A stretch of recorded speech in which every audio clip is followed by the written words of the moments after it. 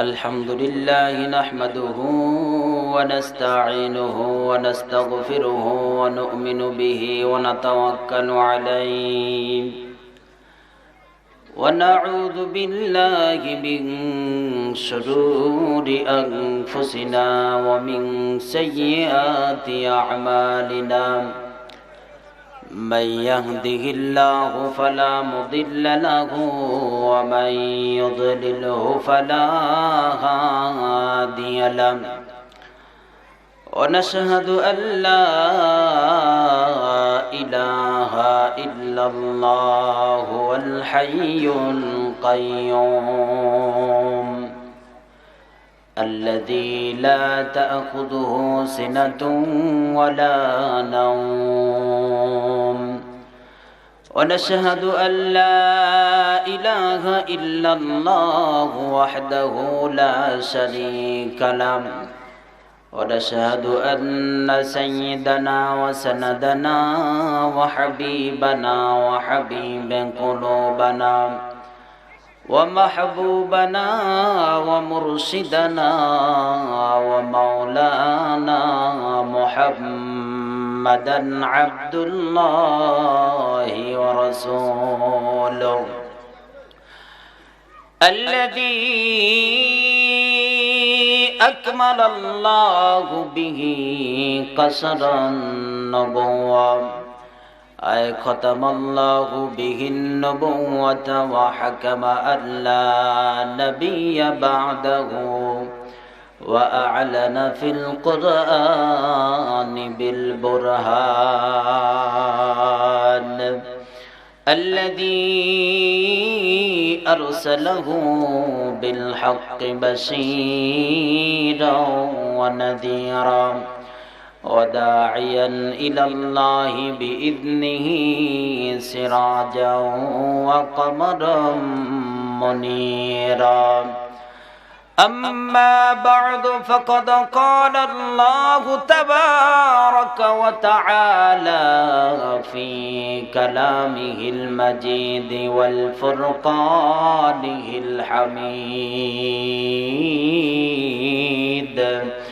সকলে আমার সঙ্গে জবান খুলে পড়েন আউযু বিল্লাহি মিনাশ শাইতানির রাজীম বিসমিল্লাহির রহমানির রহিম কুতিলাল ইনসানু মা আকফারাহু من أي شيء خلقه من نطفة خلقه فقدره ثم السبيل يسره ثم أماته فأكبره آمنت بالله صدق الله العلي العظيم وقال النبي صلى الله عليه وسلم يقال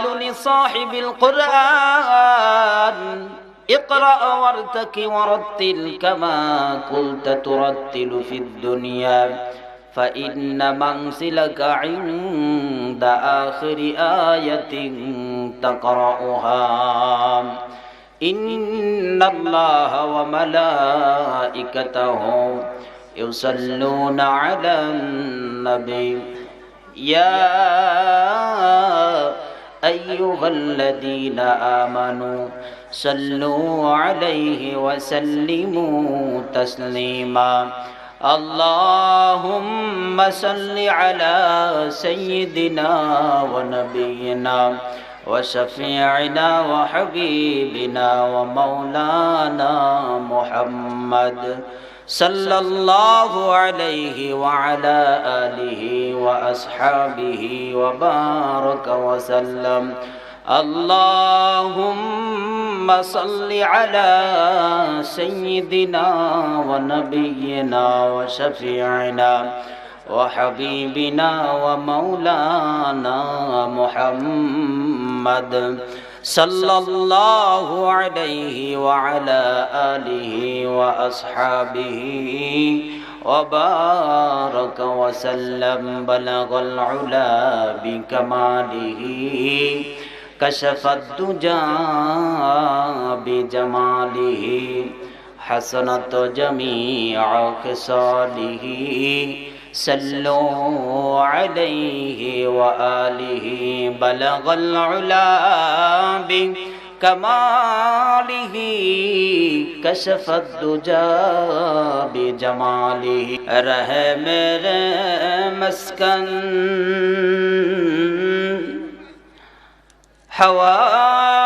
حوالی کعبہ رہے میرے مسکن حوالی کعبہ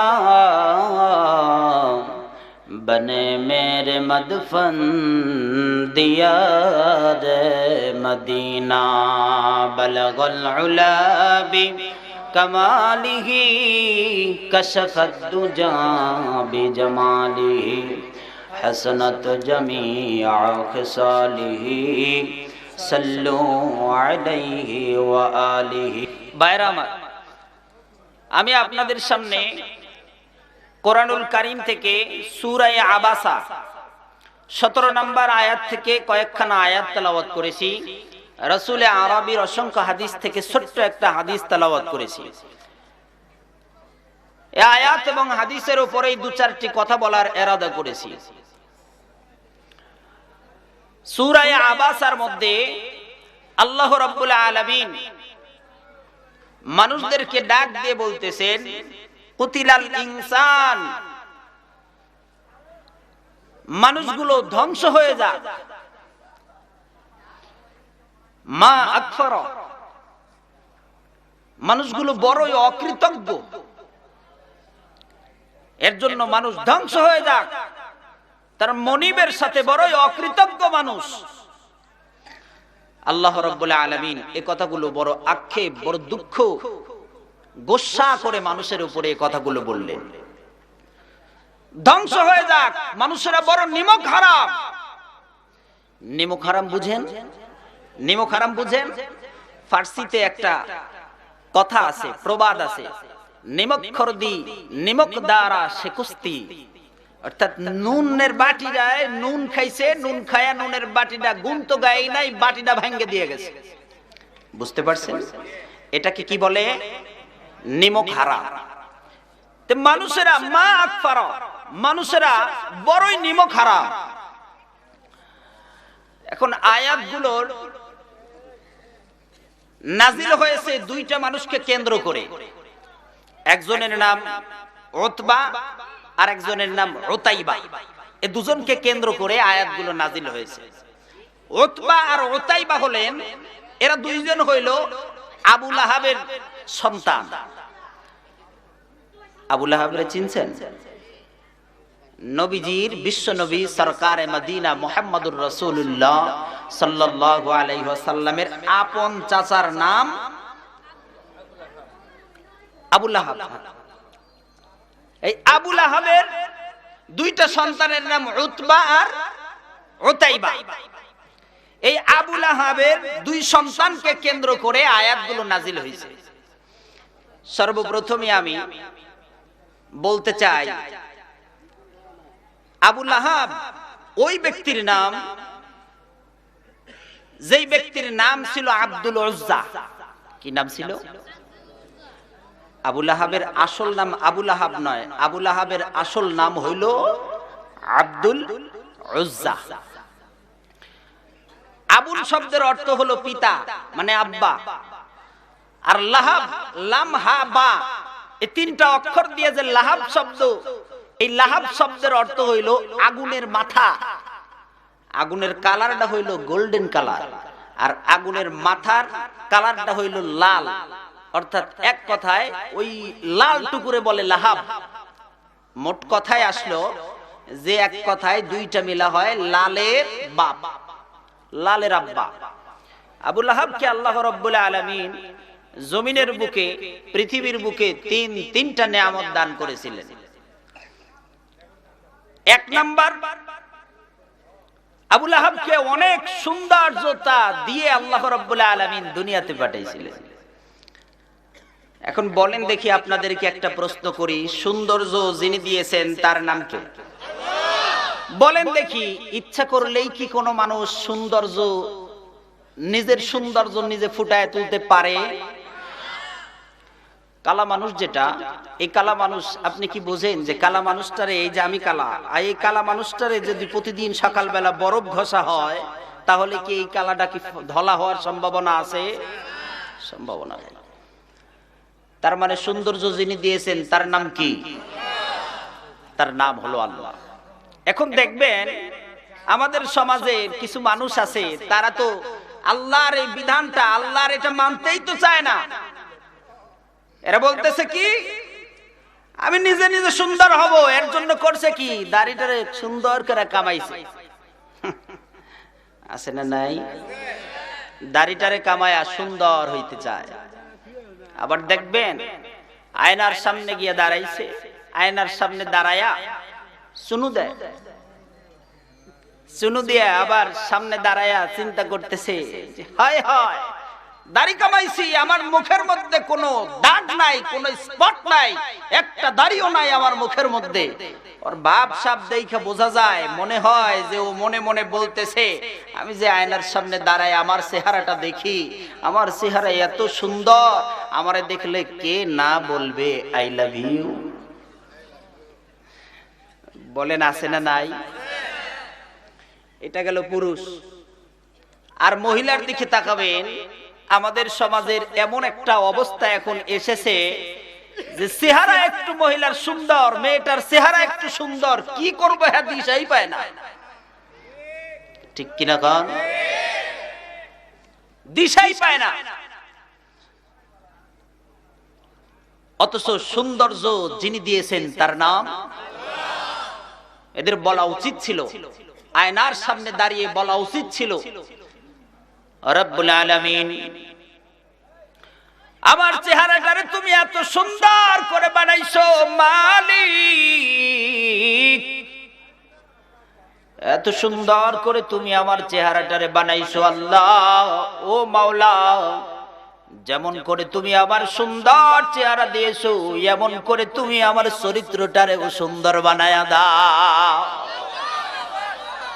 পয়গম্বর আরবি বিশ্বনবী মুহাম্মদুর রাসূলুল্লাহ সাল্লাল্লাহু আলাইহি ওয়াসাল্লাম তো মানুষদেরকে এইটাই শিক্ষা দিয়ে গেছে, তুমি দাঁড়ায়া দাঁড়ায়া আয়নার সামনে দাঁড়াও, আল্লাহ রাব্বুল আলামিন তোমার মালিকের প্রশংসা সর্বপ্রথম করো, আলহামদুলিল্লাহ। আরো জোরে আওয়াজ দিয়ে বলেন আলহামদুলিল্লাহ।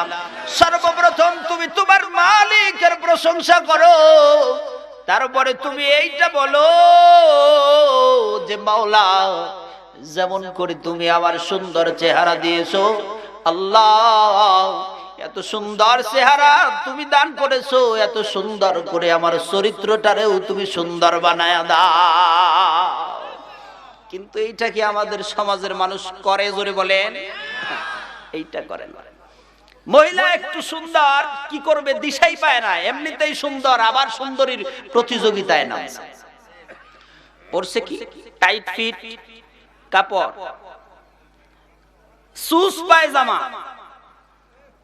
মাজার উপরে গেঞ্জি, ওড়নার তো কোনো বালাই নাই। আছে নাকি আপনাদের এদিকেও? আছে? এগুলোর কোনো বালাই নাই। রাস্তা দিয়া যাইতেছে হেলে ঝুলে, একদিক দিয়ে কাজ করে, অপর দিক দিয়ে উপর থেকে পাস হয় ইফটিজিং, ইফটিজিং, ইফটিজিং। যদি ইফটিজিং করো 6 মাসের জেল, 14 মাসের জেল, 50,000 টাকা জরিমানা।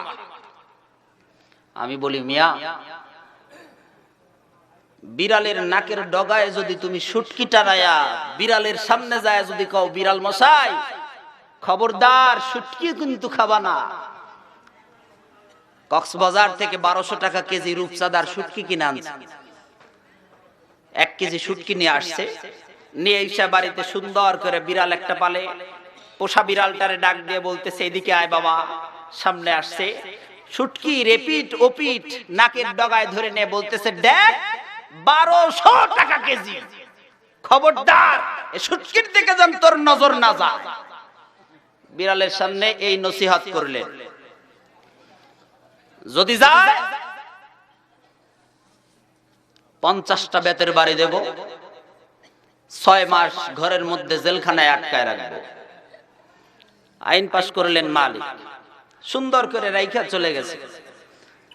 রাত্রিবেলা এবার বিড়াল দেখতেছে সবাই ঘুমায়, নাক ডাকায় ঘুমাইতেছে। বলেন দেখি বিড়ালও কি নাক ডাকায় ঘুমাবে?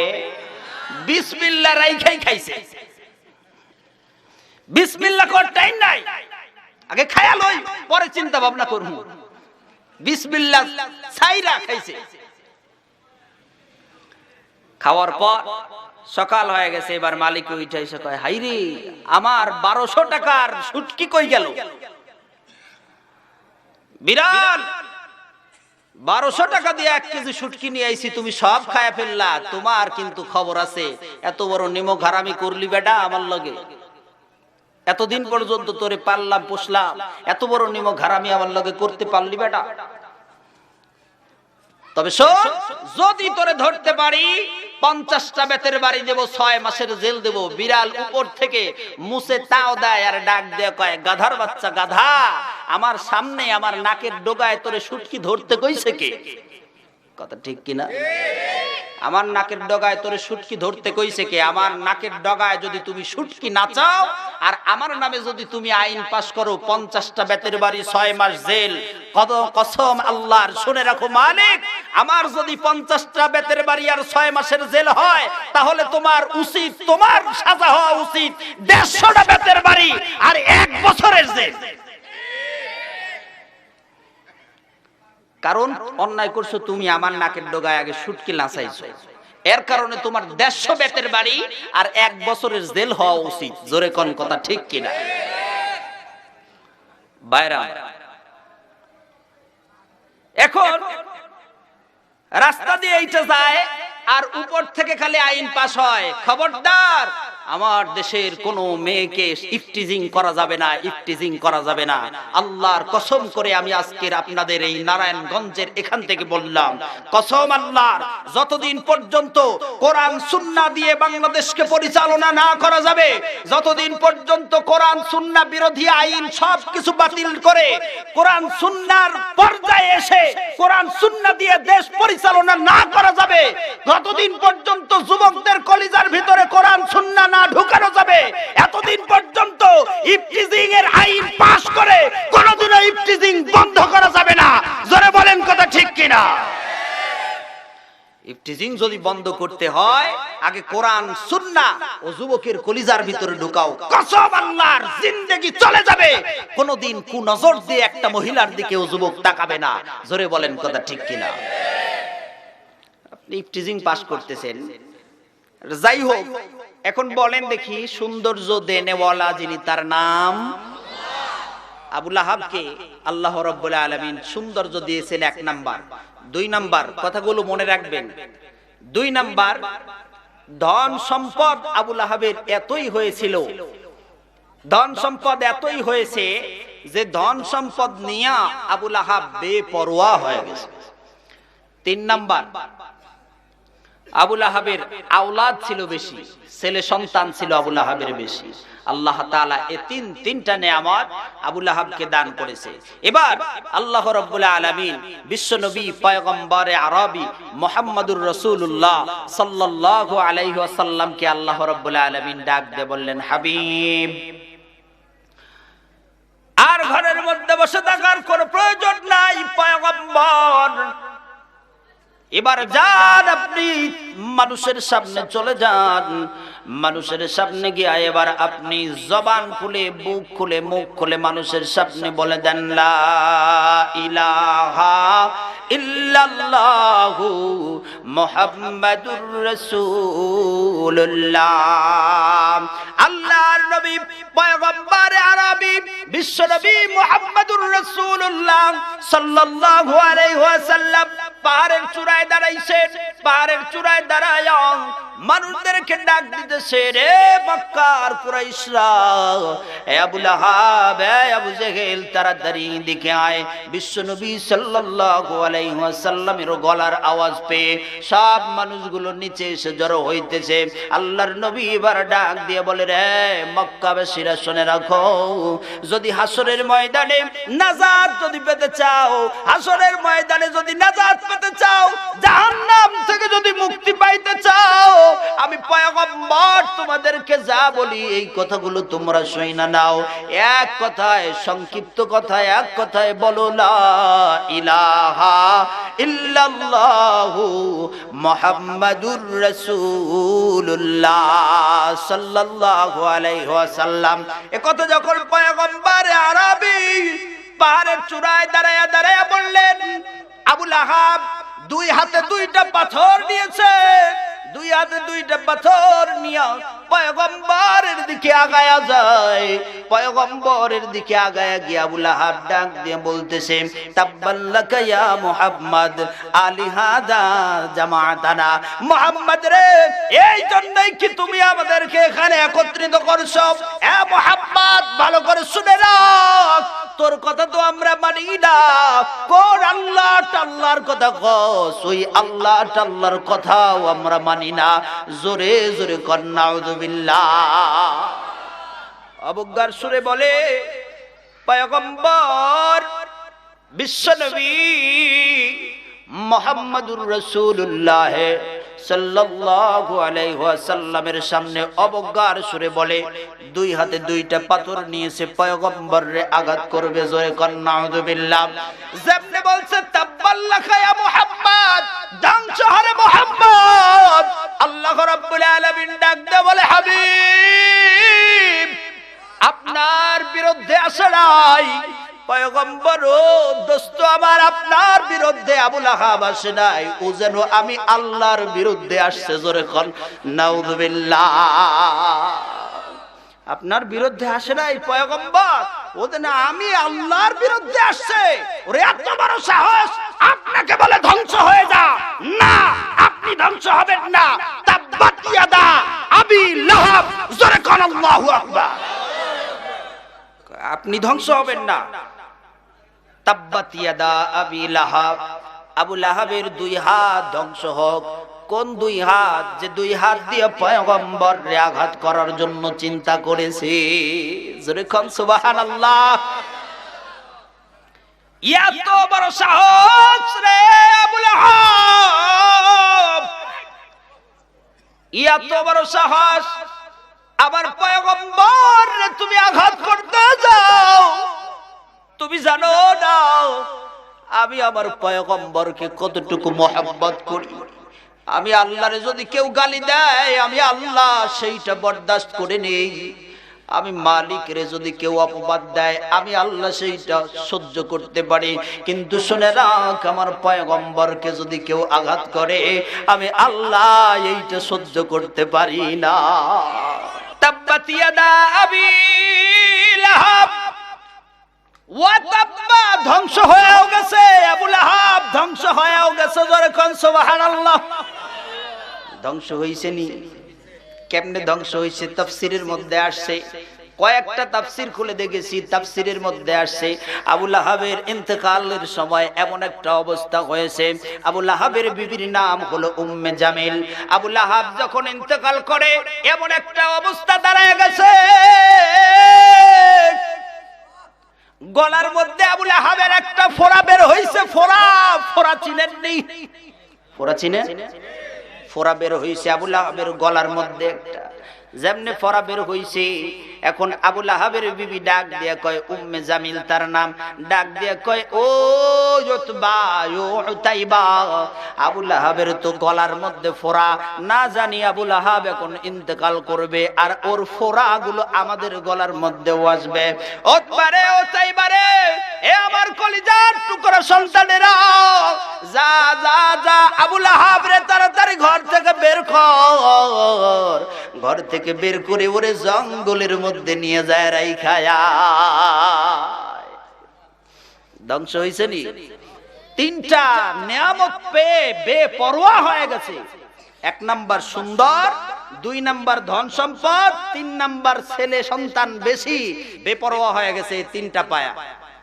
এখন বলেন আল্লাহ রাব্বুল আলামিন বললেন মা আগনা আনহু মালুহু ওয়া মা কাসাব, ওর ছেলে সন্তান আওলাদ ধন সম্পদ কোনো কিছুই কাজে আসবে না, কোনো কিছুই কাজে আসেও নাই। যদি আসতো তাইলে কি জঙ্গলের মধ্যে রেখে আসতো?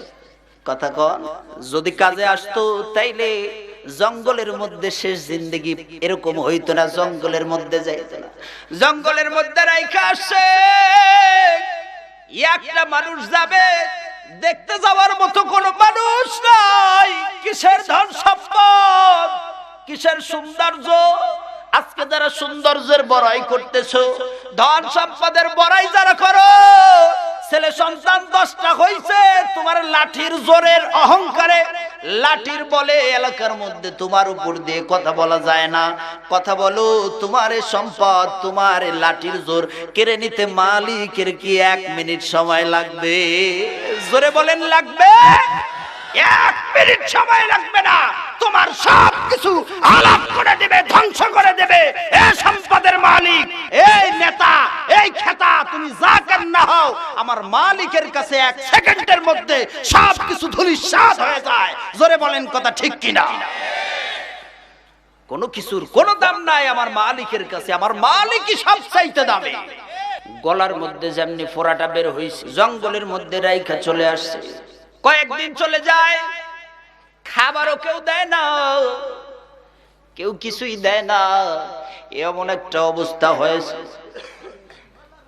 মানুষে কয়দিন পর্যন্ত না খেয়ে থাকতে পারে, কয়দিন বাঁচবে? আর দেখতে দেখতে দেখতে দেখতে আবু লাহাব পানিবিহীন জঙ্গলের মধ্যে ইন্তেকাল করেছে। জোরে কোন সুবহানাল্লাহ।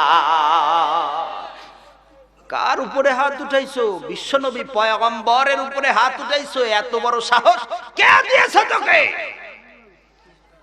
মা আগনা আনহু মালুহু ওয়া মা কাসাব, ধন সম্পদ ছেলে সন্তান কোনো কিছুই কাজে আসে নাই, ধ্বংস হয়ে গেছে, ইন্তেকাল করছে। কিছুদিন পর এবার ছেলে সন্তানগুলো চিন্তা করলো, বাবারে তো একটু মাটির নিচে তো দেওয়া দরকার, যাই দেখি বাচ্চা আছে না মরছে। কয়েকদিন পর কয়, দেখি বাবা বাচ্চা আছে না মরছে। ধীরে ধীরে আগায় গেছে, জঙ্গলের কাছে যায়, দেখে আবু লাহাব কেল্লা ফতে। জোরে কোন সুবহানাল্লাহ। আরো জোরে বলেন আল্লাহু আকবার, আল্লাহু আকবার। শেষ হয়ে গেছে পয়গম্বরের শত্রু। ধীরে ধীরে নিয়ে আসছে, নাকের গামছা বান্ধা, নাকের রুমাল বান্ধা নিয়ে আসছে। মানুষ ইন্তেকাল করলে পচিয়া গলিয়া সব শেষ হয়ে যায়। এ বড়াই করনে ওয়ালা মানুষেরা কিচ্ছু থাকে না রে বাবা, সব কিছু শেষ হয়ে যায়। নাকের ভিতর রুমাল দিয়ে তোমার সামনে যাইতে হয়, এইটাই তো মানুষের জিন্দেগি। জোরে কোন কথা ঠিক কিনা? নিয়ে আসছে, ধীরে ধীরে নিয়ে আসে, নিয়ে আইসা মাটিটারে ফাঁক কইরা কোন রকম মাটির ভিতরে দিয়া চাপা দিয়া তারে আবু লাহাবরে রাখছে। ধ্বংস হইছে কিনা জোরে কোন? এবার জোরে বলেন আল্লাহ যে বলেছেন তাব্বাত ইয়াদা আবি লাহাব, আবু লাহাব 2 হাত ধ্বংস হয়ে যাক, ওয়া তাব্বা, সে ধ্বংস হয়েও গেছে। জোরে কোন কথা ঠিক কিনা? ধ্বংস হয়েও গেছে। মা আগনা আনহু মালুহু ওয়া মা কাসাব, কোনো কিছুই কাজে আসে নাই, ধন সম্পদ ছেলে সন্তান কোনো কিছুই কাজে আসে নাই। সায়াসলা নারান যাতা লাহাবি ওয়া ইমরাআতু, আয়াতগুলো যখন নাজিল হইতেছে, সায়াসলা নারান যাতা লাহাবি ওয়া ইমরাআতুহু, মুফাসসিরিনে کرام ডাক দিয়ে বলেন অতি শীঘ্রই, আল্লাহ রাব্বুল আলামিন বলে অতি শীঘ্রই জাহান্নামের লেলিহান শিখার মধ্যে ওরা 2 জন প্রবেশ করবে, আবু লাহাব আর তার বিবি ইমরাআতুহু, তার বিবিও প্রবেশ করবে। মুফাসসিরিনে کرام বলে আবু লাহাব করেছে অন্যায়, তার বিবিরে কেন টাইনা নিয়ে আসছে এখানে? কথা আছে না নাই? কথা বলেন। অন্যায় করেছে আবু লাহাব, দুই হাত দিয়ে দুইটা পাথর উঠাইছে পয়গম্বর রে আঘাত করবে। সায়াসলা নারং দাতা লাহাবি ওয়া ইমরাআতুহু, তার বিবিরেও কানটাইনা নিয়ে আসছে। আল্লাহ রাব্বুল আলামিন তারপরেই ডাক দিয়ে বলতেছে হাম্মালাতাল হাতাব। হাম্মালাতুন শব্দের অর্থ হলো বহন করনে ওয়ালি, হাতাবা শব্দের অর্থ মুফাসসিরিনে কারাম দুইটা লিখছে, জোরে কোন কয়টা? হাতাবা শব্দের অর্থ, এক নাম্বার শব্দের অর্থ হইল ছগলখড়ি, আর দুই নাম্বার শব্দের অর্থ হইল লাকড়ি। লাকড়ি বুঝেননি? লাকড়ি খড়ি বুঝছেন? লাকড়ি এক নাম্বার ছগলখড়ি। ছগলখড় ছিল উম্মে জামিল, আবু লাহাবের বিবি ছগলখড় ছিল। কেমনে ছগলখড় ছিল? বিশ্বনবী পয়গম্বর আরবি মুহাম্মাদুর রাসূলুল্লাহ সাল্লাল্লাহু আলাইহি ওয়াসাল্লাম যখন কালেমার দাওয়াত দিতেছেন, উম্মে জামিল এমন একটা অবস্থা উম্মে জামিলের তৈরি হয়ে গেছে। চিন্তা করতেছে, হায় হায়, মুহাম্মদ যদি এমন করে কালেমার দাওয়াত দিয়ে মক্কার নগরীর মধ্যে সব মানুষদেরকে যদি ইসলামের ছায়াতলে ঢুকায় নেয়, তাহলে আমরা আমাদের ধর্ম কোথায় যাবে? না না না, তাহলে কি করা যায়? মুহাম্মাদের এই ধর্মটারে বাতিল করতে হবে। কেমনে বাতিল করা যায়? মানুষের ঘরের মধ্যে গেছে, মানুষের ঘরের কাছে গিয়া টোকা দেয়, ঘরের মধ্যে আসনি, ঘরে যায় টোকা দেয়, ভাই ঘরে আসেননি? কে? আমি উম্মে জামিল। কি ব্যাপার? বলে একটু বাইরে আসেন, আপনার সঙ্গে কিছু কথা আছে। কি কথা বলবা? উম্মে জামিল ডাক দিয়ে বলে, ও ঘরের মালিক, তোমরা কি জানো যে মুহাম্মাদের কথা তোমরা শুনতেছো, এই মুহাম্মাদের হালতটা কি তোমরা জানো? কয় কি হালতের কথা বলেন? উম্মে জামিল এবার ডাক দিয়ে বলে, রে মক্কার নাদান, মুহাম্মাদের কথা কি তোমরা জানো না? মুহাম্মদ তো পাগল হয়ে গেছে। নতুন আর কিসের আল্লাহর কথা কয়, ইসলামের কথা কয়। মুহাম্মদ পাগল হয়ে গেছে। খবরদার মুহাম্মাদের নাম তোমাদের মুখের মধ্যেও আনবা না। জোরে জোরে কর নাউযুবিল্লাহ। মানুষ এবার ডাক দিয়ে বলে, রে উম্মে জামিল, মক্কা নগরীর মধ্যে যদি মুহাম্মদ পাগল হয়েও যায়, যাক, এর মধ্যে তো কোনো অপরাধ নাই। কিন্তু আমার প্রশ্ন হইল এইটা, উম্মে জামিল, মুহাম্মদ ছোট্ট একটা মানুষ, সাধারণ একজন মানুষ, কিন্তু এই সাধারণ মানুষের পিছনে তোমরা এত বড় বড় নেতা নেত্রী কেন লাগছো? জোরে কোন সুবহানাল্লাহ। পাগল বলে সার্টিফিকেট তুমি যখন দাও, বুঝলাম তুমি পাগলের সার্টিফিকেট দিলা, কিন্তু প্রশ্নের উত্তর দাও যে মুহাম্মদ পাগল, এই পাগলের পিছনে মক্কা নগরীর বড় বড় নেতা নেত্রী কেন? কথা ঠিক কিনা জোরে কর। নেতা নেত্রী নামছো কেন? তার মানে বোঝা যায় পাগলটাও কোনো ছোটখাটো পাগল। সুবহানাল্লাহ, জোরে বলে। ঘরের ভিতর থেকে এবার ডাক দিয়ে বলে, রে উম্মে জামিল,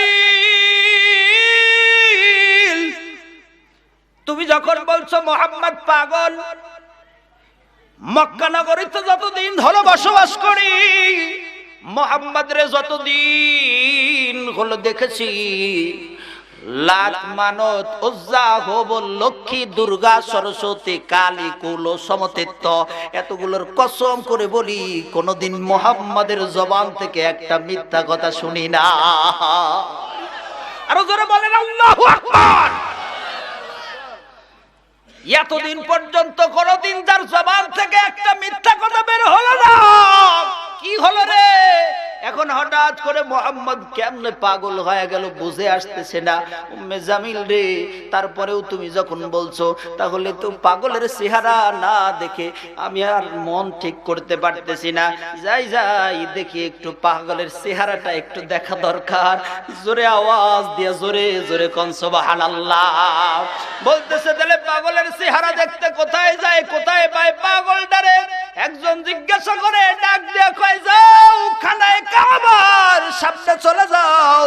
খানায় কাবার সামনে যখন দৌড়াইতে দৌড়াইতে চলে যায়, খানায় কাবার সামনে গিয়া দেখতেছে আল্লাহু আকবার, আল্লাহু আকবার। আল্লাহর নবীজি বসে বসে কোরআনুল কারীমের তেলাওয়াত করে। জোরে জোরে কোন সুবহানাল্লাহ। وقال الذين كفروا ربنا أرنا الذين أضلانا من الجن والإنس আরো জোরে আওয়াজ দিয়ে আল্লাহু আকবার বলে। من الجن والإنس نجعلهما تحت أقدامنا ليكونا من الأسفلين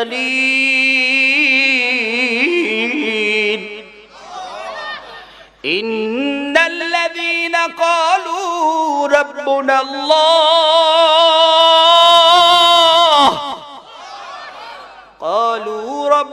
الله ثم استقاموا تتنزل عليهم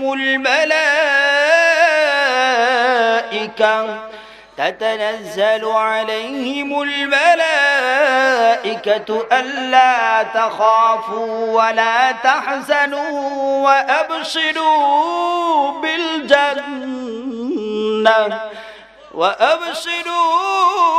بالجنة التي كنتم توعدون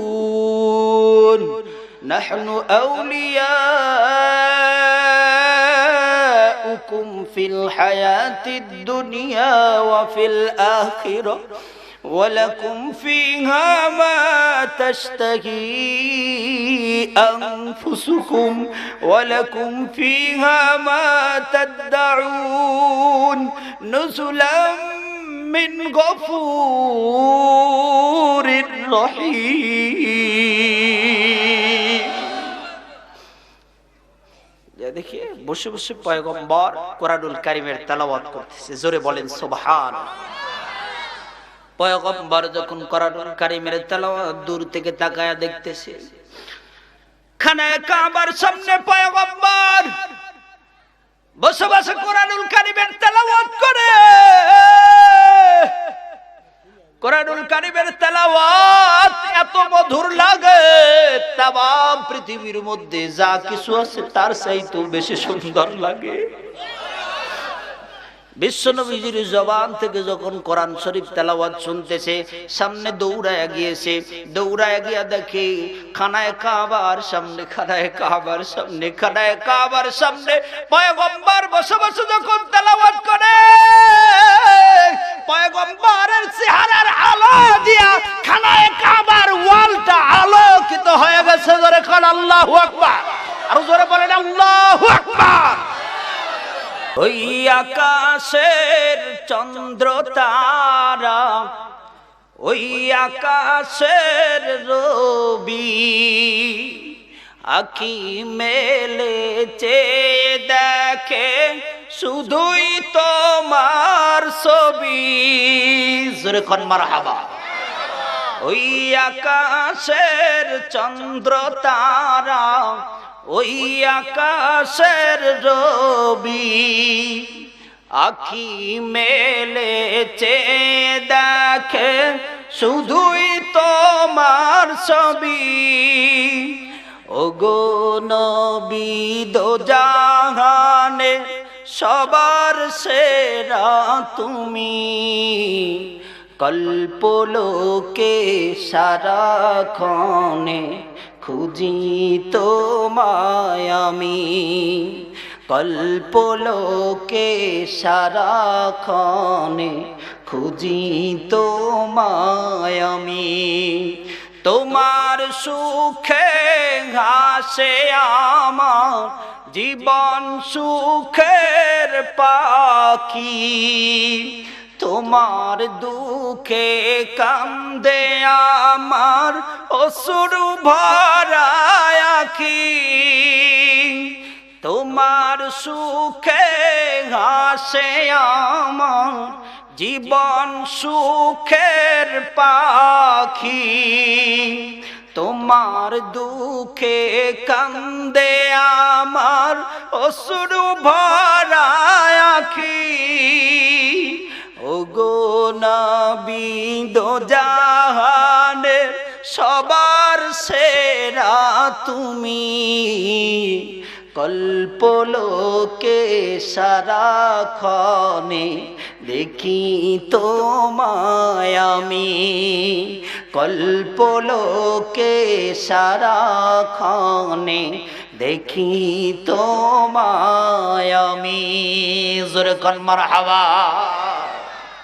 নবীর শানে কিছু বললে খারাপ লাগে? দেখে কোরআনুল কারীম তেলাওয়াত করছে, বিশ্ব নবীজির চেহারা দিয়া খানায় কাবার ওয়ালটা আলোকিত হয়ে গেছে। দূর থেকে দেখতেছে খানায় কাবার সামনে চলে গেছে, পয়গম্বরের সামনে গিয়ে ডাক দিয়ে বলে, ইয়া রাসূলুল্লাহ, পয়গম্বর উম্মে জামিল আপনারে পাগল বলে। নবী গো, উম্মে জামিল পাগল বললে কি হবে, আমি তো আপনার সম্বন্ধে জানি। পয়গম্বর এতদিন পর্যন্ত আপনার ভালো করে মানতে পারি নাই, উম্মে জামিল আজকে যেমনি বলছে আমি দৌড়ায় আপনার সামনে চলে এসেছি। নবী গো, আর কোনো প্রশ্ন নয়, আর কোনো কথা আমি শুনতেও চাই না, বলতেও চাই না। ও পয়গম্বর, এই মুহূর্তে আপনার হাতের মধ্যে আমার হাতটা নিয়ে কালেমা পড়ায়া আমারে মুসলমান বানায়া দেন। জোরে কোন সুবহানাল্লাহ। উম্মে জামিল ঘুরায় এই দিকে, আল্লাহ ঘুরায় ওই দিকে। সুবহানাল্লাহ। জামিল যখন এই কাজগুলো করতেছে, তখন হযরতে পয়গম্বর আরবি বিশ্ব নবীজি সাল্লাল্লাহু আলাইহি ওয়াসাল্লামের সামনে গিয়ে কালেমা পড়ে মুসলমান হয়ে গেলেন। এই ঘটনা দেখে, এই ঘটনাগুলো শুনে উম্মে জামিলের মেজাজ গেছে খারাপ হয়ে। উম্মে জামিলের মেজাজ খারাপ হয়ে গেছে। একে তো সূরা লাহাব নাজিল হয়েছে, আয়াতগুলো দেখে তো এমনি মেজাজ খারাপ, তারপরে আবার এই ঘটনাগুলো দেখে আরো মেজাজ খারাপ। আবু লাহাবের ঘরের মধ্যে চলে গেছে উম্মে জামিল, যাই ডাক দিয়ে বলতেছে, স্বামী তোমার সঙ্গে আমার একটা কথা আছে। কি কথা? বলতেছে, কথা অন্য কিছুই নয়, মুহাম্মদ যে কাজ শুরু করেছে তাতে আমার কলিজায় আর সহ্য হচ্ছে না, আমার রক্তে আগুন ধরে গেছে, সুতরাং আমি আর কোনো কথাই শুনতেও চাই না, বলতেও চাই না, এর একটা বিহিত করা দরকার আছে। আবু লাহাব ডাক দিয়ে বললে, কি করবা? কয় যে তুমি এখানে থাকো, আমি দেখাইতেছি। মাজায় কাপড় পেঁচায়া, কাপড় পেঁচানো বোঝেন? মাজায় কাপড় পেঁচানো বোঝেন? মহিলারা কিন্তু এই কাজটা বেশি করে। ঝগড়াঝাটি শুরু হইলে দেখবেন মাজায় কাপড় পেঁচানো শুরু করে। মাজায় কাপড় পেঁচায়া দৌড়াইতে দৌড়াইতে যাচ্ছে, মাজায় কাপড়টা পেঁচায়া দৌড়াইতে দৌড়াইতে যায়। মুহাম্মদ কই? যেখানে মুহাম্মদ আছেন ওইখানে আমি যাব।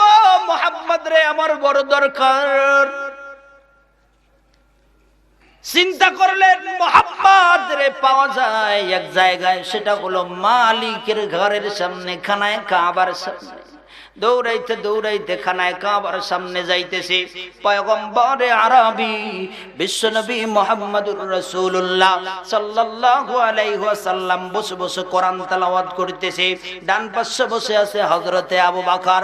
আবু বকর ডাক দিয়ে বলে, ইয়া রাসূলুল্লাহ, পয়গম্বর ওই যে তাকায়া দেখেন মহিলাটা আসতেছে, এই মহিলা বড় ডেঞ্জারাস মহিলা, বড় ভয়ঙ্কর মহিলা। পয়গম্বর, এ হলো আবু লাহাবের বিবি উম্মে জামিল। পয়গম্বর আমাদের সামনে যেমনে করে আসতেছে বোঝা যায় মনে হয় আমাদেরকে আক্রমণ করবে। নবী গো, মহিলা মানুষ হয় যদি আমাদেরকে আক্রমণ করে মান সম্মান কই থাকে? ইয়া রাসূলুল্লাহ, আমি কি উঠে চলে যাব নাকি? চলেন এখান থেকে ভাগি। আল্লাহর নবী ডাক দিয়ে কয়, আবু বকর তুমি বসো, আমার মালিক আমার হেফাজত করবেন। জোরে জোরে কোন সুবহানাল্লাহ। মালিক আমাকে হেফাজত করবে, তুমি এখানে বসো। আবু বকর বসে রইছে। আল্লাহর নবীজিরে ডাক দেয়, বলে ইয়া রাসূলুল্লাহ চলেই কিন্তু আসলো।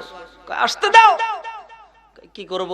কই কিচ্ছু করতে হবে না, আমি কোরআন শরীফ থেকে তেলাওয়াত করি আর তুমি বসে বসে খেলা দেখো। জোরে কোন সুবহানাল্লাহ। পয়গম্বর কোরআন তেলাওয়াত শুরু করে দিয়েছে।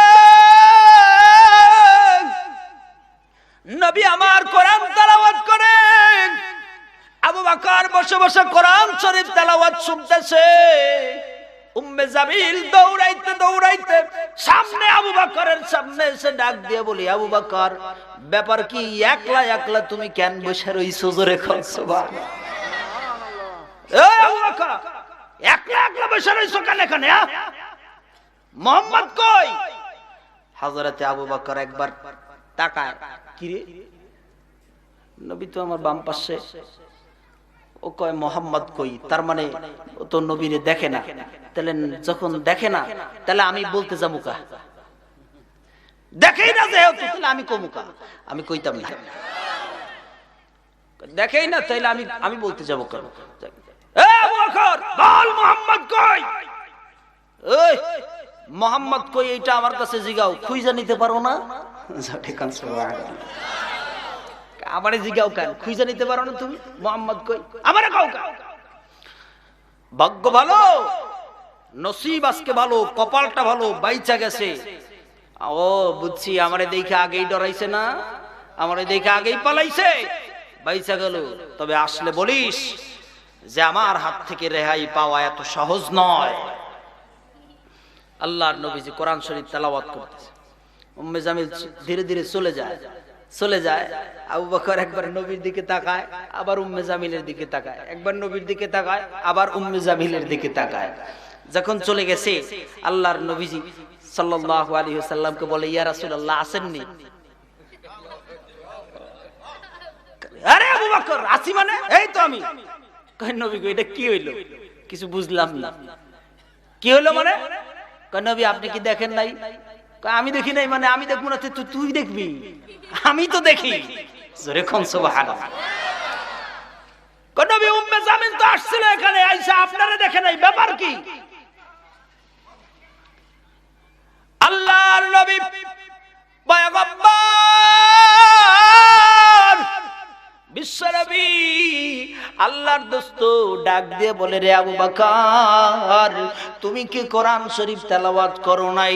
ওয়া ইযা ক্বারাআতাল কুরআন জাআলনা বাইনাকা ওয়া বাইনাল্লাযীনা লা ইউমিনুন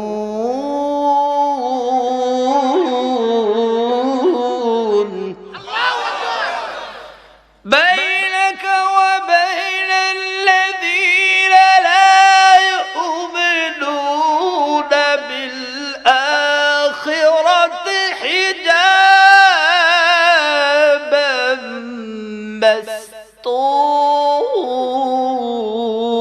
مستورا। কোরআন শরীফ কি তুমি পড়ো নাই? আল্লাহ রাব্বুল আলামিন বলেছেন, ওয়া ইযা ক্বারাআতাল কুরআনা জাআলনা বাইনাকা ওয়া বাইনাল্লাযীনা লা ইউমিনুনা বিল আখিরাতি হিজাবাম মাসতুরা। এ আবু বকর এরা কাফের মুশরিক, এ মুশরিকদের সামনে আমি যখন কোরআন শরীফ তেলাওয়াত করি আল্লাহ রাব্বুল আলামিন তখন আমারে হিজাবাম মাসতুরা গোপন পর্দা দিয়া আল্লাহ তাআলা ঢেকে দেয়। জোরে জোরে কোন সুবহানাল্লাহ। আরো জোরে বলেন আল্লাহু আকবার। গোপন পর্দা দিয়ে আমারে ঢাইকা দিয়েছে। আবু বকর তুমি কি জানো গোপন পর্দাটা কি? আল্লাহু ওয়া রাসূলুহু আ'লাম, আল্লাহ এবং আল্লাহর রাসূলই ভালো জানে। আল্লাহর নবী ডাক দিয়ে বলে, রে আবু বকর গোপন পর্দাটা হইল যখন উম্মে জামিল আমার সামনের দিকে আসছে, আমি সামনের দিকে তাকায়া দেখলাম অসংখ্য ফেরেশতা, ডানের দিকে তাকায়া দেখলাম অসংখ্য ফেরেশতা, বামের দিকে তাকায়া দেখেছি অসংখ্য ফেরেশতা, চারদিকে তাকায়া দেখলাম অসংখ্য ফেরেশতা দিয়া আমার মালিক, আমার রব, আমার মাওলা আমারে বেষ্টন করে নিয়েছে। এর জন্য উম্মে জামিল আমারে দেখতে পায় না। আরো জোরে বলেন আল্লাহ আল্লাহু আকবার করে দেখবো কি আল্লাহ তাআলা তো হেফাজতের দায়িত্ব আমার নিয়ে নিয়েছে। সুবহানাল্লাহ জোরে বলেন। আল্লাহ তাআলা তো আমার হেফাজতের দায়িত্ব নিয়ে নিয়েছে, তো ও দেখবে কি? ও দেখার কিছুই নাই। উম্মে জামিল ঘরের মধ্যে চলে গেছে। এবার আবু লাহাব রে ডাক দিয়ে বলতেছে, রে আবু লাহাব শোনো শোনো, এমন করে চললে আর চলবে না, এমন করে চললে আর হবে না, খুব তাড়াতাড়ি এর একটা ব্যবস্থা করতে হবে। কি ব্যবস্থা করবা? উম্মে জামিল ডাক দিয়ে বলতেছে, ও আবু লাহাব তুমি যা পারো একটা ব্যবস্থা করো। আবু লাহাব এবার ডাক দিয়ে দুইটা সন্তান উতবা আর উতাইবা, উতবা আর উতাইবা এই দুজন রে ডাক দিয়ে বলতেছে, উতবা কই রে, উতাইবা কই রে, তাড়াতাড়ি আমার ঘরে আয়। কথাটা বলতেই হবে। উতবা আর উতাইবা নবী, বিশ্ব নবী, প্রকাশ্যে নবী হওয়ার আগেই উতবা আর উতাইবার সঙ্গে আল্লাহর নবীর দুইটা মেয়ের বিবাহ দিয়েছিলেন। এই দুজনের সঙ্গে জাহেরার নবী হওয়ার আগেই আল্লাহর নবী এই উতবা আর উতাইবা আবু লাহাবের দুই ছেলের সাথে নবীজির দুইটা মেয়েরকে বিবাহ দিয়েছে। আবু লাহাব ডাক দিয়েছে, উতবা রে উতাইবা তাড়াতাড়ি সামনে আয়। উতবা উতাইবা সামনে চলে আসছে, ডাক দিয়ে বলে, বাবা কি বলবেন তাড়াতাড়ি বলেন, আমরা আপনার সামনে হাজির হয়ে গেছি বাবা। ডাক দিয়ে বলতেছে, উতবা রে উতাইবা আজকে তোদেরকে আমি দুইটা কাজ দেব। যদি আমি বাপ হই আর তোরা যদি আমার সন্তান হস, আমার কাজগুলো তোদেরকে যথাসাধ্য অনুযায়ী কাজ করতে হবে। ডাক দিয়ে বলে, বাবা তুমি যেমন বাবা আমরা তেমন সন্তান, বাপ কা বেটা হা সিপাহি কা ঘোড়া, তুমি যেমন বাপ তেমন সন্তান আমরা, খালি অনুমতি দাও, যা বলবা তাই মেনে নেব, কোনো প্রশ্ন করব না। আবু লাহাব ডাক দিয়ে বলে, রে উতবা উতাইবা অন্য কোন কথা আমি তোমাদেরকে বলবো না, এখন যে কথাটা বলবো সেটা খুব ভালো করে শুনবা। এই মুহূর্তে তাড়াতাড়ি গিয়া মুহাম্মাদের ঘরের দরজায় টোকা দিবা।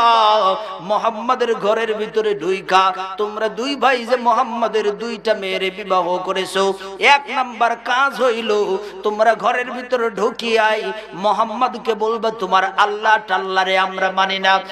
উতবা উতাইবা মুহাম্মাদের ঘরের ভিতরে যায় বলবা তোমার আল্লাহ টাল্লারে মানি না। দুই নাম্বার কাজ হইল মুহাম্মাদের দুইটা মেয়েরে মুহূর্তের মধ্যে তালাক দিয়া দিবা। জোরে কন নাউযুবিল্লাহ। এই দুটা কাজ আমি তোমাদেরকে এই মুহূর্তে দিলাম, এখন যায় কাজ করবা। এবার উতবা ডাক দিয়ে কয়, আব্বা আপনি যে কাজ দিয়েছেন এই কাজের মধ্যে কোনোই গাফলতি আমাদের হবে না। জোরে কন নাউযুবিল্লাহ। নবী আরবের জিন্দেগীর মধ্যে এমন কতগুলো মানুষ ছিল, এমন কিছু মানুষ ছিল বাপ বলেছে নবীর সঙ্গে বেয়াদবি করবি, কিন্তু সন্তান নবীর সঙ্গে বেয়াদবি করে নাই। নবীর সঙ্গে বেয়াদবি না করার কারণে জান্নাতের উঁচু মাকাম, উঁচু জান্নাতের মধ্যে চলে গেছে। জোরে কোন সুবহানাল্লাহ। যখন বলল মুহাম্মাদের সঙ্গে কাজগুলো করবি, ওর তো বলা উচিত ছিল না না আমি বিশ্ব নবীজির সঙ্গে কাজগুলো আমি করতে পারবো না। আব্বা আপনি যদি এখন আমার এই কাজ করতে বলেন, আমি যদি নবীর সঙ্গে বেয়াদবি করি আমার হাসরের ময়দান নষ্ট হয়ে যাবে, জাহান্নামের মধ্যে আজীবন জ্বলতে হবে বাবা। এখন যদি এই কাজগুলো আমি করি আল্লাহর নবীজির কথার অমান্য করা হয়, সুতরাং না না আমি এই কাজগুলো করতে পারবো না। বলা তো উচিত ছিল এই রকম। জোরে কোন কথা ঠিক কিনা? আল্লাহর নবীর সাহাবীরা এমন সাহাবী ছিল জীবন দিয়ে দিয়েছে, ঈমান দেয় নাই।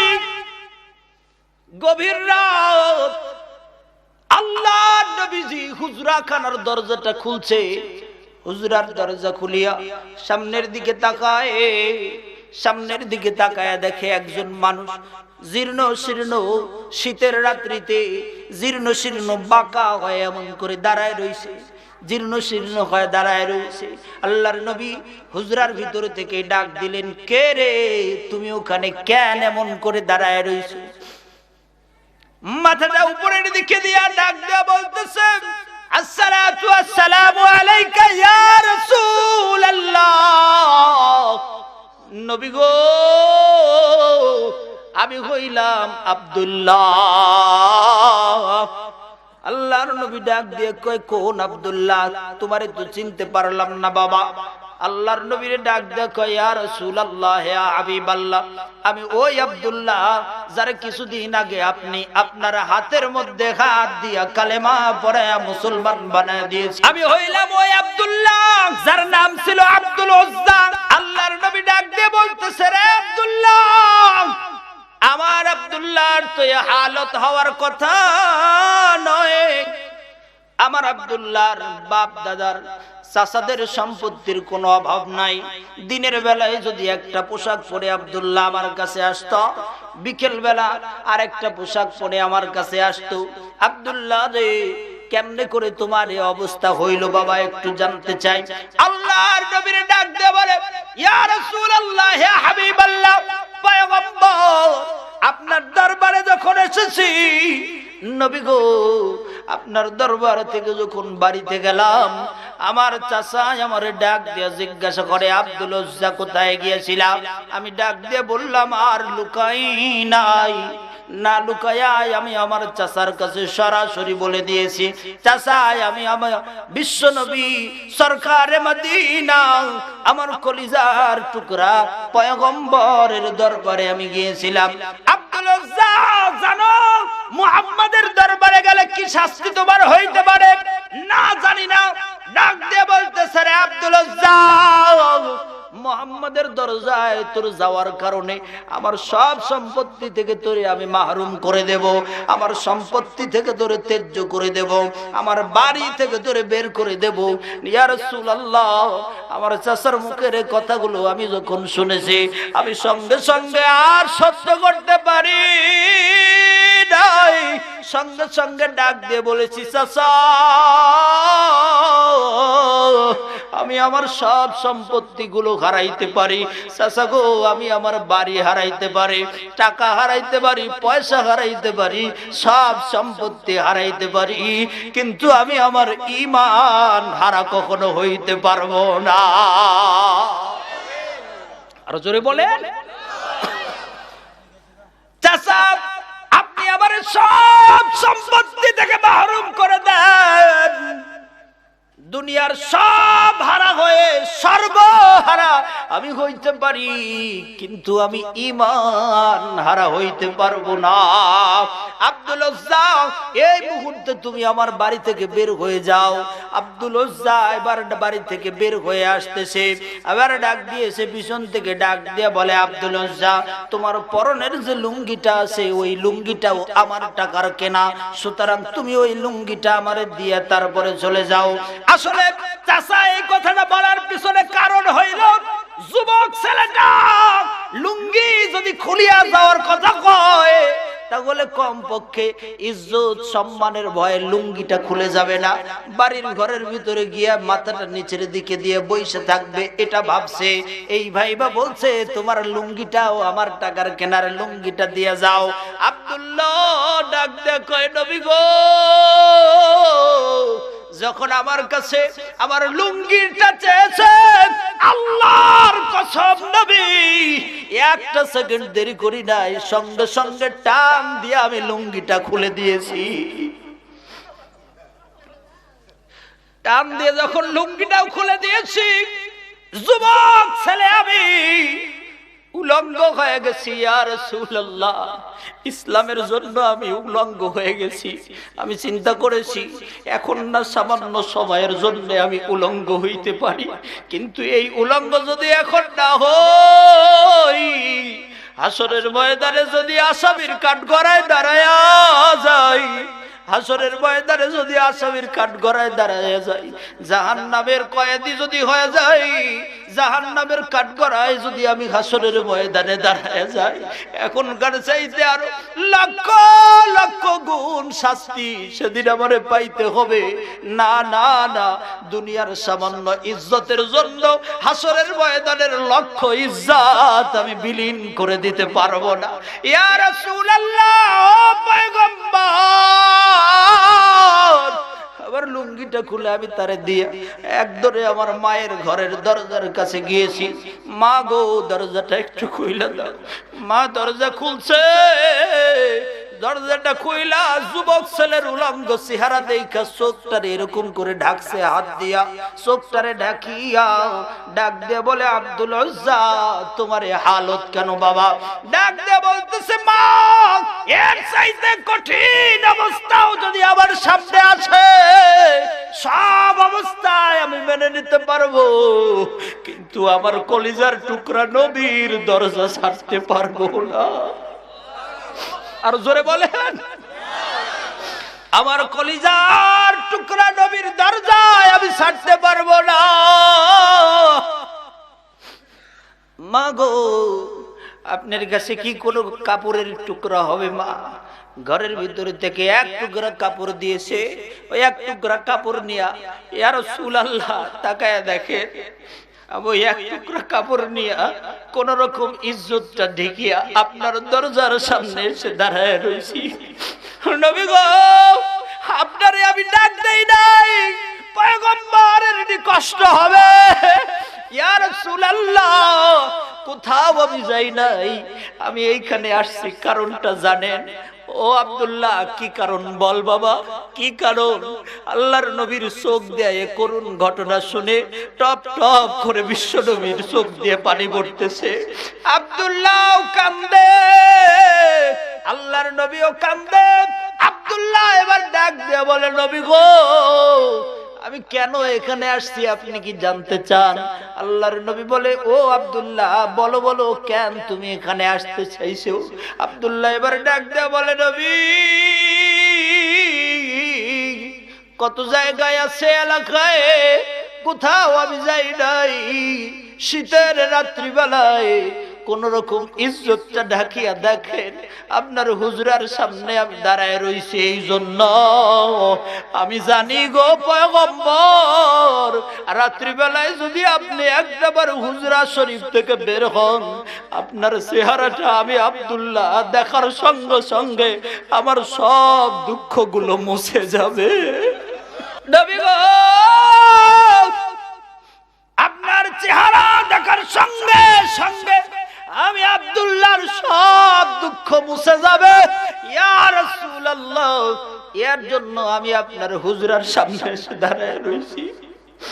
আল্লাহর নবী এবার ডাক দিয়ে বলে, আব্দুল্লাহ রে, আমার বুকের মধ্যে আয় বাবা। আল্লাহর নবী আব্দুল্লাহরে বুকের সঙ্গে জড়ায় ধরিয়া বলে, চল আমার হুজরার ভিতরে চল। হুজরার ভিতরে নিয়ে চলে গেছে।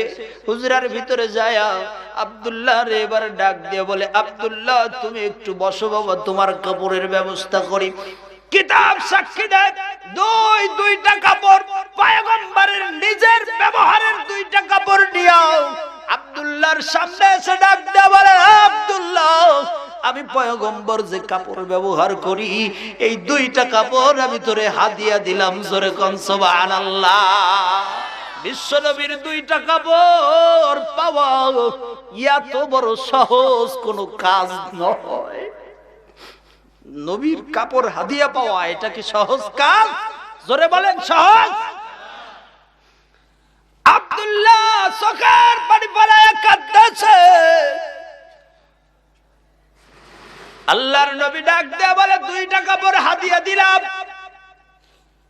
আজ থেকে তুই শুধু আব্দুল্লাহ নয়, আজকে থেকে তোর নামের পিছনে লকব লেগে গেল আব্দুল্লাহ যুল বাদদাইন। জোরে জোরে কোন সুবহানাল্লাহ। আব্দুল্লাহ রে, তোর আরেকটা প্রশ্ন এই মুহূর্তে আমি করি বাবা, বল দেখি তোর দিলের মধ্যে এখন কি চায়? এ আব্দুল্লাহ, তুই যে করুণ কাহিনী তুই আবার শুনাইলি, আমি পয়গম্বর দিল থেকে খুশি হয়ে গেছি রে আব্দুল্লাহ। এবার তোর কাছে একটা প্রশ্ন করি, বল দেখি আব্দুল্লাহ, তোর দিলের তামান্না কি, তোর দিলের চাওয়া কি আছে? তোর কি কোনো চাওয়া এবং পাওয়া আছে নাকি? ইয়া রাসূলুল্লাহ, ইয়া হাবিবাল্লাহ, আমি যা চাবো তাই কি আপনি দিবেন নাকি? আল্লাহর নবী ডাক দিয়ে বলে, রে আব্দুল্লাহ, আল্লাহ আমারে এতটা মহব্বত করে, এত ভালো আল্লাহ আমারে বাসে, আল্লাহর কাছে আমি দোয়া করতে দেরি হয় কিন্তু দোয়া কবুল হইতে দেরি হয়। আরো জোরে বলেন, দোয়া করতে দেরি হয় কিন্তু দোয়া কবুল হইতে আল্লাহ তাআলা দেরি করে না। কি চাবি তুই বল? তোর দিলের তামান্না কি আছে? তোর কি চাওয়া আছে বল, কি চাস তুই? আব্দুল্লাহ এবার চোখের পানি ফেলায়া কাঁদতেছে, নবী গো, আমার তেমন কোনো কিছু চাওয়া আর পাওয়া নাই, বল বাবা কি চাস, তোর দিলের তামান্নাটা বল। ইয়া রাসূলুল্লাহ, আপনার সোনার জবান থেকে আমি শুনেছি, নবী গো, শাহাদাতের মরণ হইলে নাকি কবরে মুনকার নাকির আসে না। ইয়া রাসূলুল্লাহ, শাহাদাতের মরণ হইলে নাকি মরণের যন্ত্রণা সাকরাতুল মাউত হয় না। ও নবী, শাহাদাতের মরণ হইলে নাকি কবরে মুনকার নাকির আসে না। শাহাদাতের মরণ হইলে নাকি হাসরের ময়দানে বিচারের কাঠগড়ায় দাঁড়াইতে হয় না, বিনা হিসাবে নি আল্লাহ জান্নাত দেয়। আল্লাহর নবী বললেন, হ্যাঁ তাই দেয়। নবী গো, আমি আপনার কাছে টাকাও চাই না গো। ইয়া রাসূলুল্লাহ, আমার কাছে কোনো টাকা নাই, এর জন্য ভাইবেন না আমি আপনার কাছে টাকা চাই। নবী গো, টাকাও চাই না, পয়সাও চাই না, কোনো কিছু চাই না। ইয়া রাসূলুল্লাহ, এই মুহূর্তে আপনি আমার জন্য দোয়া করেন, আল্লাহ তাআলা যেন আমারে শাহাদাতের মরণটা দান করে দেন। জোরে জোরে কোন সুবহানাল্লাহ। আপনি আমার শাহাদাতের মৌতের জন্য আপনি আমার জন্য একটু দোয়া করেন। আল্লাহ রাব্বুল আলামিনের দরবারে নবী আরবি হাত তুলে দোয়া করলেন, ও মালিক, আমার আব্দুল্লাহর দিলের তামান্না তুমি পূরণ করে দাও। কিছুদিন পর তবুকের যুদ্ধের ডাক আসছে, যুদ্ধের ময়দানে চলে গেছে, কারণবশত তবুকের যুদ্ধ সংগঠিত হয় নাই, আবার ফিরে চলে আসতেছে। রাস্তায় এসে হঠাৎ করে আব্দুল্লাহ অসুস্থ হয়ে গেছে। আল্লাহর নবীজি বসা, একজন সাহাবী ডাক দিয়ে বলতেছে, ইয়া রাসূলুল্লাহ, ইয়া হাবিবাল্লাহ, সাহাবীরে চোখের পানি কেন, তোমার চোখের কোনা দিয়ে কেন পানি পড়তেছে? আল্লাহর নবী গো, আব্দুল্লাহ যে অসুস্থ হয়েছিল, হঠাৎ করে আব্দুল্লাহ আর জমিনে নাই, ইন্তেকাল করে আল্লাহর সান্নিধ্যে চলে গেছে। জোরে কোন সুবহানাল্লাহ। আল্লাহর নবী হাউমাউ করে কেঁদে উঠলেন। সাহাবী বলো কি, ইয়া রাসূলুল্লাহ, আব্দুল্লাহ আর জমিনে নাই, আব্দুল্লাহ ইন্তেকাল করেছে। আল্লাহর নবী ডাক দিয়ে বলতেছে, সাহাবীরা রে, যাও যাও, আব্দুল্লাহর খুব তাড়াতাড়ি গোসলের ব্যবস্থা করো, আমি পয়গম্বর নিজে জানাজা করব, আমি আব্দুল্লাহর জানাজা করে দাফন কাপড়ের ব্যবস্থা করব। জোরে কোন সুবহানাল্লাহ। গোসল সব কিছু শেষ, জানাজার নামাজে আল্লাহর নবীজি দাঁড়াইলেন। আল্লাহর নবীজি জানাজার নামাজে দাঁড়ায়া চোখের কোনা দিয়ে টপ টপ করে পানি পড়তেছে। নবী নামাজের মধ্যে দাঁড়ায় দাঁড়ায় কান্দে। সাহাবীরাও নবীর কান্দা দেখে আর কান্না থামাইতে পারে না, আউ মাউ করে সবাই যখন কাঁদতেছে, নামাজ শেষ কইরা আল্লাহর নবীজি ডাক দিয়ে বলতেছে, আব্দুল্লাহর কবরের মধ্যে কেউ নাইমো না, আমি পয়গম্বর নিজে আব্দুল্লাহর কবরের মধ্যে নামবো। আমি আব্দুল্লাহর কবরের মধ্যে নামবো। আল্লাহর নবী নিজে কবরের মধ্যে নামলেন। সাহাবীদেরকে ডাক দিয়ে বলে, রে সাহাবীরা, আমার হাত এই যে বাড়ায় দিয়েছি, আব্দুল্লাহর লাশটা আমার হাতের উপরে দিয়া দাও। আব্দুল্লাহর লাশ যখন পয়গম্বরের হাতের উপরে দিয়েছে, পয়গম্বর আব্দুল্লাহর লাশটা নিয়ে আসমানের দিকে তাকায় ডাক দেখায়, মালিক, ও মাওলা, আমার হাতের মধ্যে তুমি আব্দুল্লাহরে দেখো। ইয়া আল্লাহ, এতক্ষণ পর্যন্ত, এই সময়টা পর্যন্ত আমি আমার আব্দুল্লাহর উপরে খুশি ছিলাম। আল্লাহ আমার হাত থেকে হস্তান্তর করে তোমার রহমতের হাতের মধ্যে আমার আব্দুল্লাহরে দিয়ে গেল।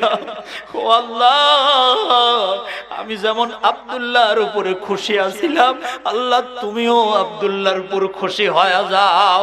সাহাবীরা এ করুণ কাহিনী দেখে, করুণ ঘটনা দেখে চোখের সামনে সাহাবীরা আর স্থির থাকতে পারলেন না। মাটির মধ্যে গড়াগড়ি দিয়ে কাঁদতেছে।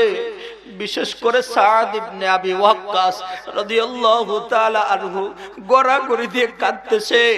জমিনের বুকে গড়াগড়ি দিয়ে পাগলের মতো কাঁদে, আউ মাউ করে কান্নাকাটি করতেছে। আর ডাক দিয়ে বলে, আব্দুল্লাহ রে, এই জায়গাটায় তুই না হয়ে যদি আমি সাদ ইবনে আবি ওয়াক্কাস হইতাম, কতই না বড় ভাগ্যবান হইতাম। আব্দুল্লাহ রে, এই জায়গাটায় যদি তুই না হয়ে আমি সাদ ইবনে আবি ওয়াক্কাস হইতাম, কতই না বড় ভাগ্যবান হইতাম। সাহাবীরা হাউ মাউ করে কান্দে। জীবন তো ছিল এইরকম যে ঘর ছাড়বো, বাড়ি ছাড়বো, কিন্তু পয়গম্বর ছাড়তে পারবো না। সব কিছু ত্যাগ করে দিতে পারি, কিন্তু পয়গম্বর ত্যাগ করা যায় না। জোরে বলেন কথা ঠিক কিনা? সব কিছু উল্টা পাল্টা হয়ে যাইতে পারে, কিন্তু পয়গম্বরের মহব্বতের কোনোদিন কোনোভাবে কমতি যেন না হয়। আল্লাহ তুমি কবুল করো। সকলেই জোরে বলেন আল্লাহুম্মা আমিন। উচিত তো ছিল এরকম হওয়া, কিন্তু এরকম না হয়। ওতবারে জাননে বলছে মুহাম্মাদের ঘরে যাবি। ওতবার ও তাইবা দৌড়াইতে দৌড়াইতে মুহাম্মাদের ঘরের মধ্যে গেছে। ঘরের মধ্যে গিয়া পয়গম্বর বিশ্ব নবীজি সাল্লাল্লাহু আলাইহি ওয়াসাল্লামের সামনে দাঁড়ায় ওতবা এবার ডাক দেয়, কয়, ও মুহাম্মদ, তোমার আল্লাহ তাআলারে মানি না। জোরে কর নাউজুবিল্লাহ। তাফসীরের মধ্যে আল্লামা সানাউল্লাহ পানিপতি রহমাতুল্লাহি আলাইহি লেখেন, ঘরের মধ্যে ঢুকিয়া ডাক দিয়ে পয়গম্বরের সঙ্গে এমন বেয়াদবি করেছে, আল্লাহর নবীজির কলারটা ধরে জামার বুতামটা ছেড়ে দিয়েছে। এত বড় বেয়াদবি করে ফেলেছে। আল্লাহর নবীর জামার কলার ধরে টান দিয়ে বুতামটা ছেড়ে দিয়েছে। ডাক দিয়ে বলতেছে, ও মুহাম্মদ, তোমার আল্লাহ তাআলারে আমরা মানি না। হে মুহাম্মদ, আরেকটা কথা ভালো করে শোনা দাও। তোমার যে দুইটা মেয়ে আমাদের দুই ভাইয়ের সাথে বিবাহ দিয়েছো, এই মুহূর্তে তোমার দুইটা মেয়ে আমরা দুই ভাই তালাক দিয়ে চলে গেলাম। জোরে খান নাউযুবিল্লাহ।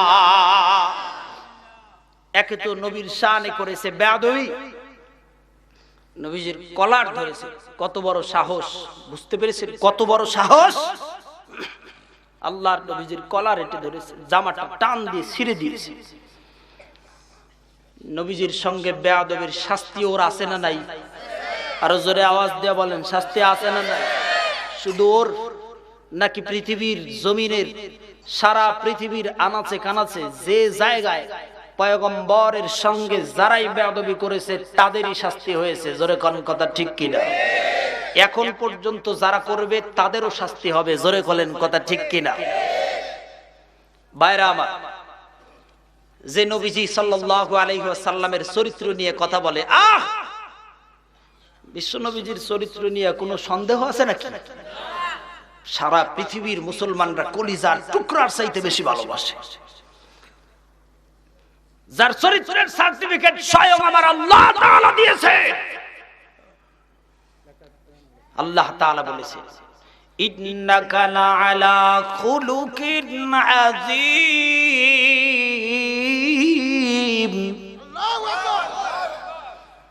আযীম শব্দের অর্থ ভালো মানুষের চরিত্র তিন প্রকার হয়।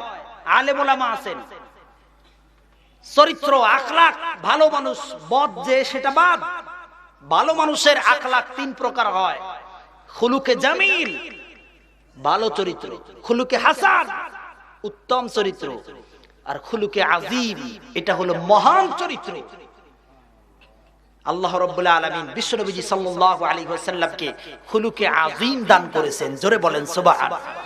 মহান চরিত্রের অধিকারী বানিয়ে দিয়েছেন, সার্টিফিকেট দিয়েছেন স্বয়ং আল্লাহ। তোমার মতো বাটপারে সার্টিফিকেট দেয় না, নিজে বাটপার আরেক বাটপারের সার্টিফিকেট দেয়, কিন্তু তোমার মতো বাটপারে সার্টিফিকেট দেয় নাই, সার্টিফিকেট দিয়েছেন স্বয়ং আল্লাহ। খুলুকে আযীম, নবী গো আমি আপনার চরিত্র মহান চরিত্র দান করেছি। সুবহানাল্লাহ জোরে বলেন, আরো জোরে বলেন আল্লাহু আকবার। বিশ্বনবী সাল্লাল্লাহু আলাইহি ওয়াসাল্লামের চরিত্র, যার চরিত্র নিয়ে কথা বলে তার চরিত্র কেমন ছিল? আল্লাহর নবী সাল্লাল্লাহু আলাইহি ওয়াসাল্লামের চরিত্র ছিল এরকম। একজন ইহুদি পিছন থেকে বিশ্বনবী সাল্লাল্লাহু আলাইহি ওয়াসাল্লামের সামনে আসছে, পিছন থেকে আসছে। হযরতে ওমর বাসা নবীজির পিছন থেকে এসে গামছা দিয়েছে, গামছা চেনেন, গামছা দিয়ে পিছন দিয়ে এরকম করে দিয়েছে, এরকম করে দিয়ে গলার সাথে বাঁধাইছে। বিশ্বনবী সাল্লাল্লাহু আলাইহি ওয়াসাল্লামের চেহারা ছিল অত্যন্ত সুন্দর, লাল টকটকা চেহারা। যেমন গলার সঙ্গে বাঁধায়া পিছন দিয়ে টান দিয়েছে, যেমনি পিছন দিয়ে টান দিয়েছে নবীজির নিঃশ্বাস বন্ধ হয়ে যাচ্ছে। ওমর এপাশ থেকে দাঁড়াইছে, দাঁড়ায় দেখতেছে ইহুদি কাজ করতেছে। ওমর ডাক দিয়ে কয়, এই বাঘের মতো হুঙ্কার দিয়েছে, তোর এত বড় সাহস কে দিয়েছে নবীজির গলার মধ্যে গামছা লাগাইছস? এত বড় সাহস তোকে কে দিয়েছে? আল্লাহর নবীজি পিছন দিকে এরকম করে তাকাইছে, এরকম করে তাকায়া মুস্কি একটা হাসি দিয়েছে। জোরে কর সুবহানাল্লাহ। মুস্কি হাসি দিয়ে বলে, ও ভাই আপনি আপনি ওমরকে বললেন, ইজলিস ইয়া ওমর, ওমর তুমি বসো। এই লোকটা তো ইহুদি, এই লোকটা আমার কাছে টাকা পায়, এর জন্য এসেছে। ডাক দিয়ে বলতেছে, মুহাম্মদ টাকা নিছো, দেওয়ার খোঁজ নাই, ব্যাপার কি? ওমরকে বললেন, ওমর এই আমার কাছে টাকা পায়, তবে দেওয়ার ডেট ছিল আগামীকাল, কালকে দেওয়ার ডেট ছিল, ও একদিন আগেই আসছে। আসছে তাতে কি হয়েছে? ও তো আমার কাছে টাকা পায়, আসলে আসতেই পারে, কিন্তু তুমি এরকম করে তার সাথে কথা বলতে পারো? চরিত্র কাকে বলে? আল্লাহু আকবার, আল্লাহু আকবার। এটা হলো চরিত্র। এবার ইহুদিটারে ডাক দিয়ে বলতেছে, ভাই কালকে তো আপনার আসার কথা ছিল, আপনি আগেই আসছেন। ওমর যাও বাইতুল মাল থেকে তাড়াতাড়ি 100 দিরহাম তারে দিয়া দিবা। আর তুমি যে অন্যায় করেছো তার সঙ্গে এরকম করে জোরে কথা বলে, এটা তুমি অন্যায় করেছো, এর জন্য তোমার শাস্তি হলো আরো 50 দিরহাম জরিমানা দিবা। চরিত্র কাকে বলে? আল্লাহু আকবার, আল্লাহু আকবার। এটা হলো পয়গম্বরের চরিত্র। জোরে কথা বলেছো না, এর জন্য 50 দিরহাম জরিমানা। হযরত ওমর বলতেছে, ইহুদি রে, আল্লাহর নবীজি যেখানে থাকে সেখানে আমরা সাহাবীরা কখনো বেয়াদবি করতে পারি না, নইলে কসম আল্লাহ তোর হাতটারে আমি কেটে টুকরা টুকরা করে ফেলতাম।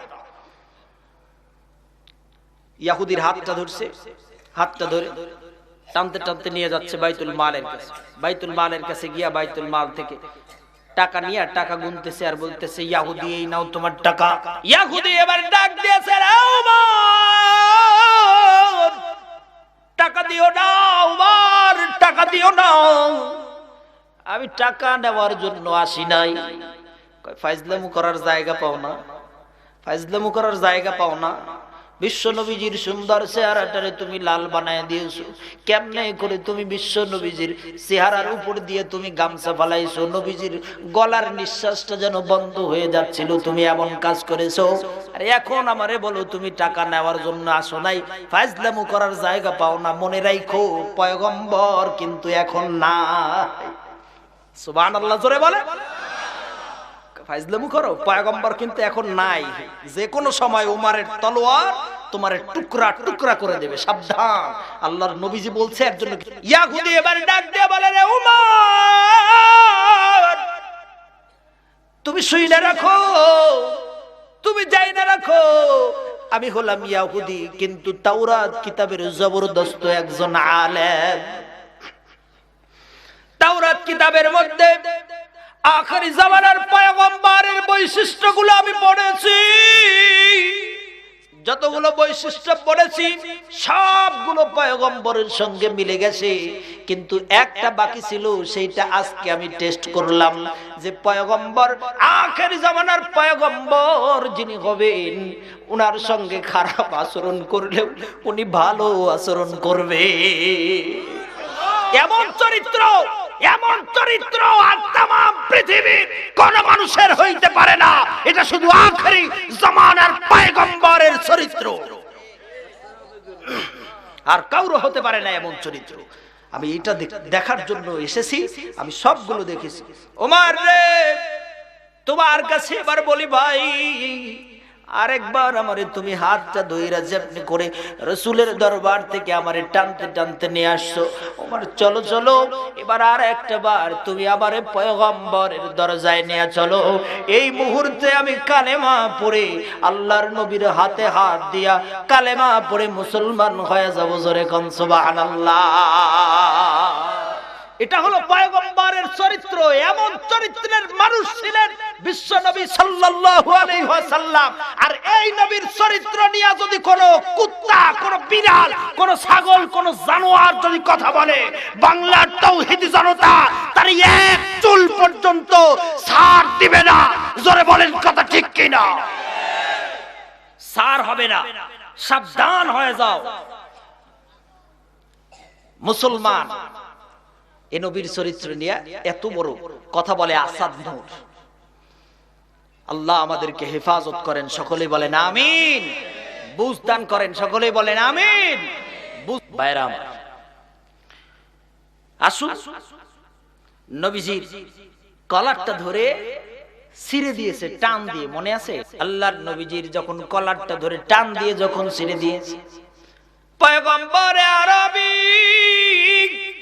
চোখের পানি ফেলায়া ঘাউ বাউ করে কাঁদতেছে। আল্লাহর দরবারে হাত উঠায় ডাক দেয়া বলে, মালিক ও মাওলা, তুমি এইটা ভাইবো না যে আমার কলার টান দিয়ে ধরে আমার কলারটা ছিঁড়ে ফেলছে, এর জন্য আমি কান্দি। মালিক তুমি এটা ভাইবো না, আমার কলিজার টুকরা দুইটা মেরে তালাক দিয়ে চলে গেছে, এর জন্য আমি পয়গম্বর চোখের পানি ফেলায়া কান্দি। না না, আমি এর জন্য কান্দি না আল্লাহ, আমি কান্দি ওই কারণে যখন আইসা আমার সামনে তোমার নাম নিয়ে অবজ্ঞা করে কথা বলে। দেখো কেমনে করে বলে গো, আল্লাহ টাল্লাহ রে মানি না। কেমনে করে বলে, ও মালিক আল্লাহ টাল্লাহ রে মানি না। কেমনে করে কথাগুলো বলছে। রব্বুল আলামিন আমার গায়ের মধ্যে যদি আঘাত করে, কত যন্ত্রণা আমি সহ্য করেছি, তায়েফের ময়দানে যন্ত্রণা সহ্য করেছি, কোনদিন তোমার দরজায় আমি দোয়া করি নাই। আল্লাহ কতজন আমারে মেরেছে, আমি কোনদিন তোমার দরজায় দোয়া করি নাই। ও মালিক এর জন্য কোনদিন আমি কান্দি নাই, কিন্তু যখন তোমারে নেওয়া অবজ্ঞা শুনে আমার সামনে এসে বলে, আল্লাহ এইটা আমি রাসূল এইটা সহ্য করতে পারি না, এর জন্য আমার চোখ দিয়া টপ টপ করে পানি পড়ে যায়। আল্লাহ ডাক দিয়ে বলে, হাবিব দোস্ত আমার, পয়গম্বর বন্ধু আমার, আপনি যেমন আমার আল্লাহ, তেমনি কেউ যদি আপনার বিরুদ্ধেও কয় আমি আল্লাহ ওইটা সইতে পারি না, আমি আল্লাহ ওইটা সইতে পারি না। কেউ যদি আপনার বিরুদ্ধে কয় আমি আল্লাহ ওইটা সইতে পারি না, দেখবেন ছোট্ট বাচ্চা যাদের আছে বাবার কোলের মধ্যে বসিয়া বসিয়া, বাবার কোলের মধ্যে বসে দাড়ি ধরে ধরে টান দেয়, আছে না নাই? বাবা কি রাগ হয়? বাবা রাগ হয় না, খামসা দেয়, চর দেয়, থাপ্পড় দেয়, লাঠি দেয়, বাবা কিন্তু রাগ হয় না, বাবা রাগ হয় না। কিন্তু বাহির থেকে তার মা দেখতে পাইছে, ছেলেটার মা দেখতে পাইছে, মা দেখতে পায় এবার ডাক দেয়, এই আমার ছেলেটারে তুই এমন করে মারস কা? কয় কিনা জোরে বলে। মায়ের দরদ ছেলের উপরে আছে, কিন্তু ছোট্ট মেয়ের দরদ তো আর বাবার উপরে নাই। কথা ঠিক কিনা জোরে বলে। আল্লাহ তাআলা ডাক দেয়া বলে, হাবিব সব কিছু আমি আল্লাহ সইতে পারি, কিন্তু আমি আল্লাহ আপনারে এত মহব্বত করি, ও পয়গম্বর আপনার নামে যদি কেউ কিছু কয় আমি আল্লাহ এইটা সইতে পারি না। পয়গম্বর দুটা হাত বাড়ায়া আল্লাহ তাআলার কাছে প্রার্থনা করলেন, মাওলা উতবার পিছনে তোমার কুত্তা সমূহের মধ্যে থেকে একটা কুত্তা উতবার পিছনে মুসাল্লাত করে দাও। বাড়ির ঘরের চৌকাট পার হইছে, কানের ভিতরে এই আওয়াজটা চলে গেছে। পয়গম্বর এই দোয়া করলেন, জানের মধ্যে কলিজার মধ্যে ভয় হয়ে গেছে। আল্লাহর নবীজির আর কিছু মানুক বা না মানুক এই জিনিসটা জানে, আল্লাহর নবী দোয়া করতে দেরি হয়, কিন্তু মালিকের দোয়া কবুল করতে দেরি হয় না। কাফের হলে কি হবে?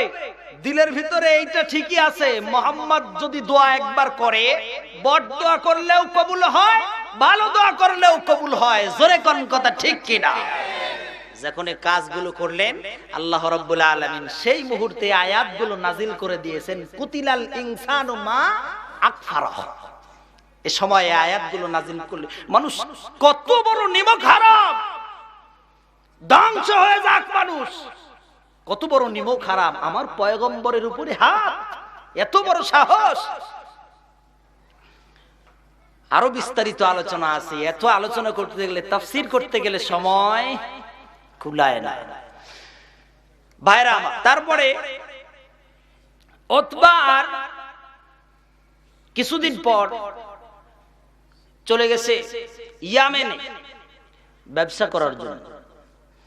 ইয়ামেন থেকে ব্যবসা করছে, অনেক টাকা পয়সা লাভ, মালটাল নিয়ে যা আছে, যা কিছু লাভ হয়েছে, খুরমা, খেজুর, ডাউল, এগুলো আরো বিভিন্ন জিনিসগুলো নিয়ে বস্তা ভর্তি করে নিয়ে দেশের মধ্যে ফিরতেছে। দেশের মধ্যে ফিরতে ফিরতে হঠাৎ করে রাস্তার মধ্যে এসে সন্ধ্যা হয়ে যায়। এমন অবস্থায় একজন ডাক দিয়ে বলতেছে, নেতা আর তো সামনের দিকে যাওয়া যায় না, আর সামনের দিকে যাওয়া যায় না, তাহলে কি করা যাবে? এখানে তাবু গাড়ো, তাবু, আজকের রাতটা এখানেই আমরা কাটাই, তারপরে সকালবেলা আবার রওনা দেব। তাবু গাড়তেছে। উতবা এবার পাহাড়ের দিকে তাকাইছে, হঠাৎ করে পাহাড়ের দিকে তাকায়া দেখে একটা বাঘ উতবার দিকে এইরকম করে তাকায় রয়েছে। জোরে কোন সুবহানাল্লাহ, আরো জোরে বলেন সুবহানাল্লাহ। মনে হয় র্যাবে এরকম করে অস্ত্র ধরছে, বাঘটা এরকম করে তাকায় রয়েছে। বাঘ যেমনি তাকায় রয়েছে, এবার উতবা ডাক দেয়, কয় বন্ধুরে এই পাহাড়ের বাঘটারে কি তোমরা দেখছো? কয় যে হ্যাঁ, পাহাড়ে তো একটা বাঘ দেখি। কয় যে দেখো তো কার দিকে তাকায়? কয় যে আপনি একটু সরেন। তখন উতবা একটু আড়াল হয়, বাঘটাও এরকম করে ঘুরে বসে উতবার দিকে, আবার এই দিকে যায়, এমন করে ঘুরে বসে। কিরে, মুহাম্মদ তো বলেছে কুত্তার কথা, তুই বাঘ। সুবহানাল্লাহ কইলেন না? মুহাম্মদ দেই কইছে কুত্তার কথা, এখন দেখি এটা বাঘ। বাঘ কেন?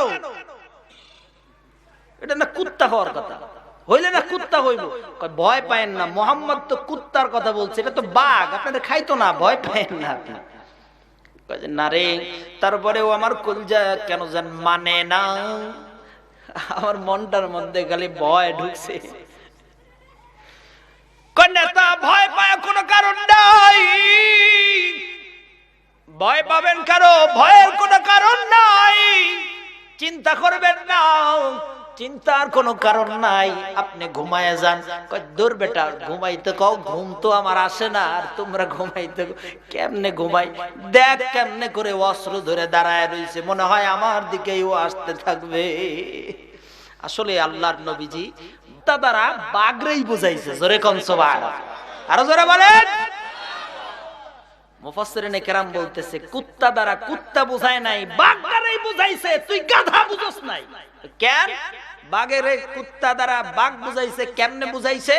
বলে কুত্তা দ্বারা বাঘ বুঝাইছে এর কারণে হায়াতুল হাইওয়ান নামক কিতাবের মধ্যে আছে, বাঘও দাঁড়ায় এক ঠ্যাং উঁচু করে তারপরে প্রস্রাব করে, কুত্তাও দাঁড়ায় এক ঠ্যাং উঁচু করে প্রস্রাব করে, এই দুইজনের মোতায় মোতায় মিল, মোতায় মোতায় দুইজনের মিল আছে। সুতরাং আল্লাহর নবী কুত্তা দ্বারা বাঘ দ্বারাই বুঝাইছে, বুঝে নাই। উতবা ডাক দিয়ে কয়, বন্ধু আমার তো ঘুম আসে না। আরে নেতা, আপনার চিন্তার কোনো কারণ নাই, আপনি এমন করে ঘুমান, আমরা তো সামনে আছি, বাঘে যদি খায়, বাঘের একটা নিয়ম, নিয়মটা হইল সামনে আগে যারে পাবে তারে খাবে, তারপরে নিয়ে আপনার কাছে যাবে। 10-12 জন মানুষ আমরা এখানে বসে রয়েছি, আপনার সামনে আমরা 10-12 জন, যদি আপনাকে খাইতে হয় 10-12টা মানুষের খাওয়ার পরে তারপরে আপনার কাছে যাবে, আপনি সবার শেষে ঘুমান। না রে ভাই, তাও আমার ঘুম আসবে না, আমি এখানে ঘুমাইতে পারতাম না। তাহলে একটা কাজ করি। কি কাজ? এই দুইজন ধরো, সব বস্তাগুলো এক জায়গায় করো, বস্তার উপরে একটা জায়গা বানাও, ওখানে নেতা ঘুমাক, আর আমরা নিচে ঘুমাই। বস্তা এক জায়গায় কইরা নেতারে দিছে বস্তার উপরে ঘুম পাড়তে। এখন রাত্র যখন ধীরে ধীরে গভীর হচ্ছে, আর কতক্ষণ জায়গা থাকে, কিছুক্ষণ পর সবাই এবার রাত্র গভীরে সবাই এবার বলতেছে পাঙ্গাস। যেমন এইটা যেমন ডাক দিয়েছে, নাকের ডাক শুনে বাঘ কয় আমারও আসার সময় হইছে, আইতাছি দাঁড়াও। আল্লাহ রাব্বুল আলামিন বাঘের নাকের মধ্যে মানুষের উতবার শরীরের গন্ধটা নাকের সাথে লাগাই দিয়েছে। এই খবরদার, যারে তারে ধরবি না, আসামিটারেই ধরিস। সুবহানাল্লাহ, জোরে কন, আর জোরে কন, আসামিটারেই ধরিস, যারে তারে ধরিস না। যেমনি পাঠায় দিয়েছে, বাঘ এইবার সামনের দিকে আগায় আসে, মানুষের সামনে চলে আসছে, নাক নিয়ে যায় একজনের শরীরের সাথে দেয়, এটা না, আরেকজনের দেয়, এটাও না, মক্কেল গেল কই রেখে, আরেকজনের দেয়, এটাও না, আরেকজনের দিয়েছে। দেখতে দেখতে সবার শোকা শেষ, নাক সবার সঙ্গে লাগাইছে, কাউরুটার সাথে মিলে নাই। এবার বাঘে মনে মনে কয়, মক্কেল গেল কই? ও উপরে তাকায়, দেখে উপরে আরেকজন নাক ডাইকে ঘুমায়। ও তুমি ওখানে একজন আসো না, আইতাছি দাঁড়াও। লাভ দিয়ে উঠছে উপরে উঠে, এইটাই তো, এরাই তো খুঁজতেছি এতক্ষণ। সুবহানাল্লাহ, জোরে কর। গলাটায় ধরছে, শব্দ করার কোন সুযোগ, জোরে বলেন সুযোগ, গলায় ধরছে। মাথাটা আলাদা করছে, হাত আলাদা করছে, পাও আলাদা করছে, নারী ভুড়ি আলাদা কইরা চিংড়ি মাছের ভাগা, এখানে এক ভাগা, এখানে এক ভাগা, ওখানে আরেক ভাগা, ওখানে আরেক ভাগা দিয়া তারপরে আবার বাঘটা ওখানে গিয়ে আবার এদের দিকে হয়ে এরকম করে বইসা থাকলেন। আর চিন্তা করতেছে, মনে হয় মনে মনে বলতেছে, আল্লাহর নবীজির সঙ্গে দুশ্মনী করেছো যিনি, আল্লাহর নবীজির সঙ্গে বেয়াদবি করেছো, তুমি চরম বেয়াদব, আমি তোমাদের উল্লাস না দেখে যাব না। আল্লাহর নবীজির দুশ্মন রে আমি শেষ করে দিয়েছি। এই দুশ্মন যখন শেষ হয়ে গেছে, ওর বন্ধু বান্ধব কেমন করে কান্নাকাটি করবে, আহাজারি করবে, আমি এই আহাজারি না দেখে যাব না। জোরে কোন সুবহানাল্লাহ। সকাল যেমনে হয়ে গেছে, এবার বাঘ তাকায় রইছে, ওদের ঘুম ভাঙছে, ঘুম ভেঙে কয় নেতা নাইমা আসেন, নেতা নাইমা আসেন, সকাল হয়ে গেছে, চলেন তাড়াতাড়ি যাই। নেতারে ডাকে, নেতার আর কোনো খবর। কয় যে কিরে এত পাহারা দিলাম, নেতা গেল কই? বডিগার্ড লাগাইছে। কত বডিগার্ড লাগাইছে, বডিগার্ড ঠিকই আছে, পিছনে তাকায় দেখে জনাব নাইকা। বডিগার্ড লাগাইছে, সিকিউরিটি লাগাইছে, সিকিউরিটি ঠিকই আছে, পিছনে তাকায় দেখে যে মাল নাই, গেল কই? হায় হায়, এরকম হয় কিনা জোরে বলেন। এবার ডাক দিয়ে বলতেছে কই রে, নেতা কই? তাকায় দেখে যে নেতার জায়গায় নেতা নাই। কিছুক্ষণ পর দেখতে পাইলেন মাছের ভাগার মতো শরীরটারে ভাগা দিয়েছে। কয় হায় হায়, কি অবস্থা করেছে! আল্লাহর নবীজির দুশমনদের এমন শাস্তি হয়েছে কি হয় নাই? জোরে বলেন, হয়েছে কি হয় নাই? আল্লাহ তাআলা বললেন কুতিলাল ইনসান মা আকফারা মিন আইয়ি শাইইন খলাকাহু মিন নুতফাতিন খলাকাহু ফাকাদ্দারা মিন আইয়ি শাইইন খলাকা। কেমনে করে এর সৃষ্টি হয়েছে এই চিন্তা একটা বড় মানুষে করলো না, আর আল্লাহর সাথে নাফরমানি এরকম করে করে। আমি আপনাদের সামনে এখন একটা কথা বলি, সেটা হলো বলেন দেখি এই নবীজিকে মহব্বত করা আমাদের দরকার আছে না নাই? আরো জোরে বলেন, আছে না নাই? এই নবীজিকে মহব্বত করতে চান কারা কারা? জীবন দিয়ে হলেও, জীবন দিয়ে হলেও, মাল দিয়ে হলেও, ধন সম্পদ দিয়ে হলেও, নিজের কলিজার টুকরা দিয়ে হলেও, নিজের বিন্দু বিন্দু রক্ত দিয়ে হলেও আল্লাহর নবীজিকে মহব্বত করতে রাজি আছেন? আল্লাহ আল্লাহ কবুল করেন। সকলেই বলেন আল্লাহুম্মা আমিন। আল্লাহর কাছে প্রার্থনা করি, ও আল্লাহ আমাদের সকলের কলিজার ভিতরে আমার মাওলার মহব্বত দিয়া, আমার মাওলার প্রেম, মাওলার ইশক দিয়া, মাওলার ভালোবাসা দিয়া, আল্লাহর নবীজির মহব্বত দিয়া, বুজুর্গদের মহব্বত দিয়া, আল্লাহর ওলিদের মহব্বত দিয়া আমাদের কলিজাটা ভরপুর করে দাও। সকলেই বলেন আল্লাহুম্মা আমিন। اللهم آمين. ربنا ظلمنا أنفسنا وإن لم تغفر لنا وترحمنا لنكونن من الخاسرين. رب العالمين الله রাত 10টা থেকে শুরু করে আল্লাহ রাত 12:30 বেজে গেছে। রব্বুল আলামিন বাদ মাগরিব থেকে শুরু করে যাবত পর্যন্ত যা কিছু আলোচনা হয়েছে মেহেরবানি করে কবুলের মঞ্জুর করে নাও রব্বুল আলামিন। আল্লাহ যতটুকু সব দাও লক্ষ লক্ষ গুণ, কোটি কোটি গুণ বাড়ায়া সোনার মদিনায় বিশ্ব নবীজির রওজা মুবারকে সব পৌঁছায়া দাও। হযরত বাবা আদম আলাইহিস সালাতু ওয়াস সালাম থেকে শুরু করে আজকের দোয়ার পূর্ব মুহূর্ত পর্যন্ত যত মুমিন মুমিনাত এক যারা ঈমান নিয়ে কবরের বাসিন্দা হয়েছে, আল্লাহ মেহেরবানি করে সকলের কবরে সবটুকু পৌঁছায়া দাও রব্বুল আলামিন। আল্লাহ খাস করে মাওলা আমাদের জিন্দেগির গুনাহ খাতারে তুমি মাফ করে দাও ও মাওলা। গুনাহ করতে করতে নিজের জিন্দেগিটারে বরবাদ করে ফেলেছি আল্লাহ। মাওলা রে, তুমি ছাড়া আর কোনো মালিক নাই, কার কাছে গিয়ে গুনার ক্ষমাগুলো চাবো? তুমি যদি তোমার দরজা থেকে দূর দূর করে দাঁড়ায়া দাও, কার কাছে যাব? কারে আল্লাহ বলে ডাক দেব? গুনাহ করেছি, অন্যায় করেছি, স্বীকার যাই, মেহেরবানি করে জিন্দেগির গুনাহ কথাগুলো মাফ করে দাও আল্লাহ। তোমার দরজায় ফকির আর মিসকিনের মতো হাতটা বাড়ায় দিয়েছি ও মালিক। তোমার দরজায় যেমন করে কাঙ্গালের মতো দুইটা হাত পেতে চাই, যেমন কাকুতি আর মিনতি করে চাই, তাম পৃথিবীর কোন মানুষের কাছে কোনদিন এমন করে কিছু চাই না আল্লাহ। মেহেরবানি করে আমাদের জিন্দেগির সব গুনাহ খাতা মাফ করে দাও। এই গুনাহ নিয়া যদি কবরে যাই রে,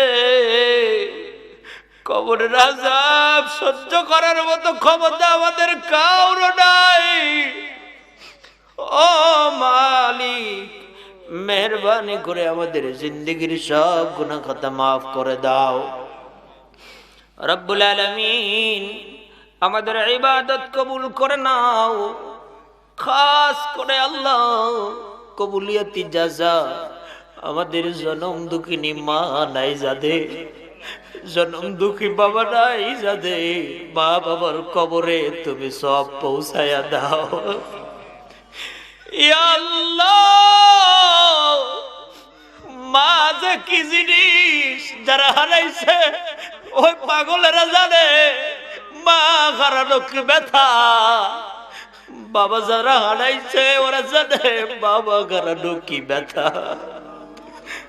রব্বুল আলামিন, গভীর রাত্রি বেলায় দেখতাম কোনদিন যদি অসুস্থ হয়ে যায়, রাত্র 2টা বেজে গেছে, তাকায়া দেখি মা খালি পাশ দিয়া দিয়া ঘুরে। মা, রাত্র 2টা বাজে এখনো তুমি ঘুমাও না কা? বাবা তুমি ঘুমাও, আমি আর কিছু পরে ঘুমাবো। 3টা বেজে গেছে, আবার জায়গা পায় দেখি তাহাজ্জুদে দাঁড়ায় 2টা হাত বাড়ায়া বলে, ও মালিক,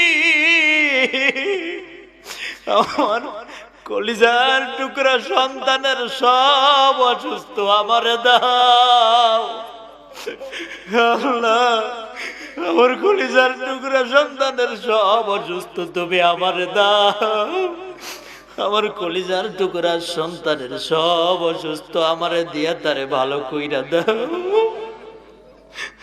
রব্বুল আলামিন, আল্লাহ, এমন জনম দুঃখিনী মা আর তাম পৃথিবীর মধ্যে একটাও কোথাও পাওয়া যায় না।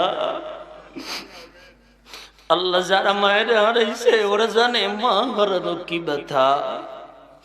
ছোট্ট আমার একটা ছাত্র, মাঝে মাঝেই দেখতাম একলা একলা বসে থাকতো, দৌড়ায় গিয়া সামনে গিয়া দাঁড়ায় বলতাম, বাবা মন খারাপ করে কেন বসে আছো? বলে, হুজুর গো, আজ কয়েকটা বছর হয় আমার মা দুনিয়া থেকে চলে গেছে।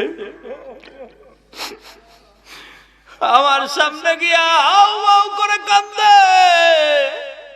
বলি, বাবা কান্দো কেন? বলে, হুজুর, নানির কাছে থাকি, খালার কাছে থাকি, মায়ে থাকতে মা খাবার মুখের মধ্যে উঠায়া উঠায়া খাওয়াইয়া দিত। মা যেদিন থেকে চলে গেছে সেদিন থেকে আমার আদরের দরজা যেন বন্ধ হয়ে গেছে, আর কেউ আদর করে না। আল্লাহ, আমি বললাম, বাবা দুঃখ নিও না, তুমি আমার কাছে কাছে থাইকো। কান্দে আর ডাক দিয়ে বলে, হুজুর গো, বাড়ি থেকে যখন আসতেছিলাম, বাড়ি থেকে আসার সময় দেখলাম আমার খালা তো ভাইরে আমার খালা খাবার উঠায়া খাওয়ায়। বারবার মনে চাচ্ছিল একটা বার আমার মা যদি আমারে খাওয়ায়া দেয়। ও মাওলা, জনম দুঃখিনী মারে যারা হারাইছে ওরা জানে মা হারানো কি ব্যথা। আল্লাহ, গভীর রজনীতে তোমার দরজায় বলি, আল্লাহ, কাউরে খালি হাতে ফিরাইয়া দিও না। যাদের মা নাই, যাদের বাবা নাই, সব কবরগুলো জান্নাত বানায়া দাও। আল্লাহ, কিয়ামত পর্যন্ত মা বাবার কবরগুলো জান্নাতের টুকরা বানায়া দাও। রব্বুল আলামিন, আল্লাহ, আজকের মাহফিলটারে কবুল আর মঞ্জুর করে দাও। আল্লাহ, কামসাইর দক্ষিণ পাড়া জামে মসজিদ চারা কবুল করে দাও, সকলের মনের নেক বাসনাগুলো তুমি পূরণ করে দাও রব্বুল আলামিন। আল্লাহ আমার মাসুদ ভাইরে কবুল করে নাও, আল্লাহ আব্দুল শুকুর ভাইরে কবুল করে নাও, আমার সামনে ডাইনে বামে যারা বসে আছেন সকলে তুমি কবুল করে নাও। আল্লাহ সামনে ডাইনে বামে পিছনে মাহফিলে যারা বসে আছেন সকলকে কবুল করে নাও।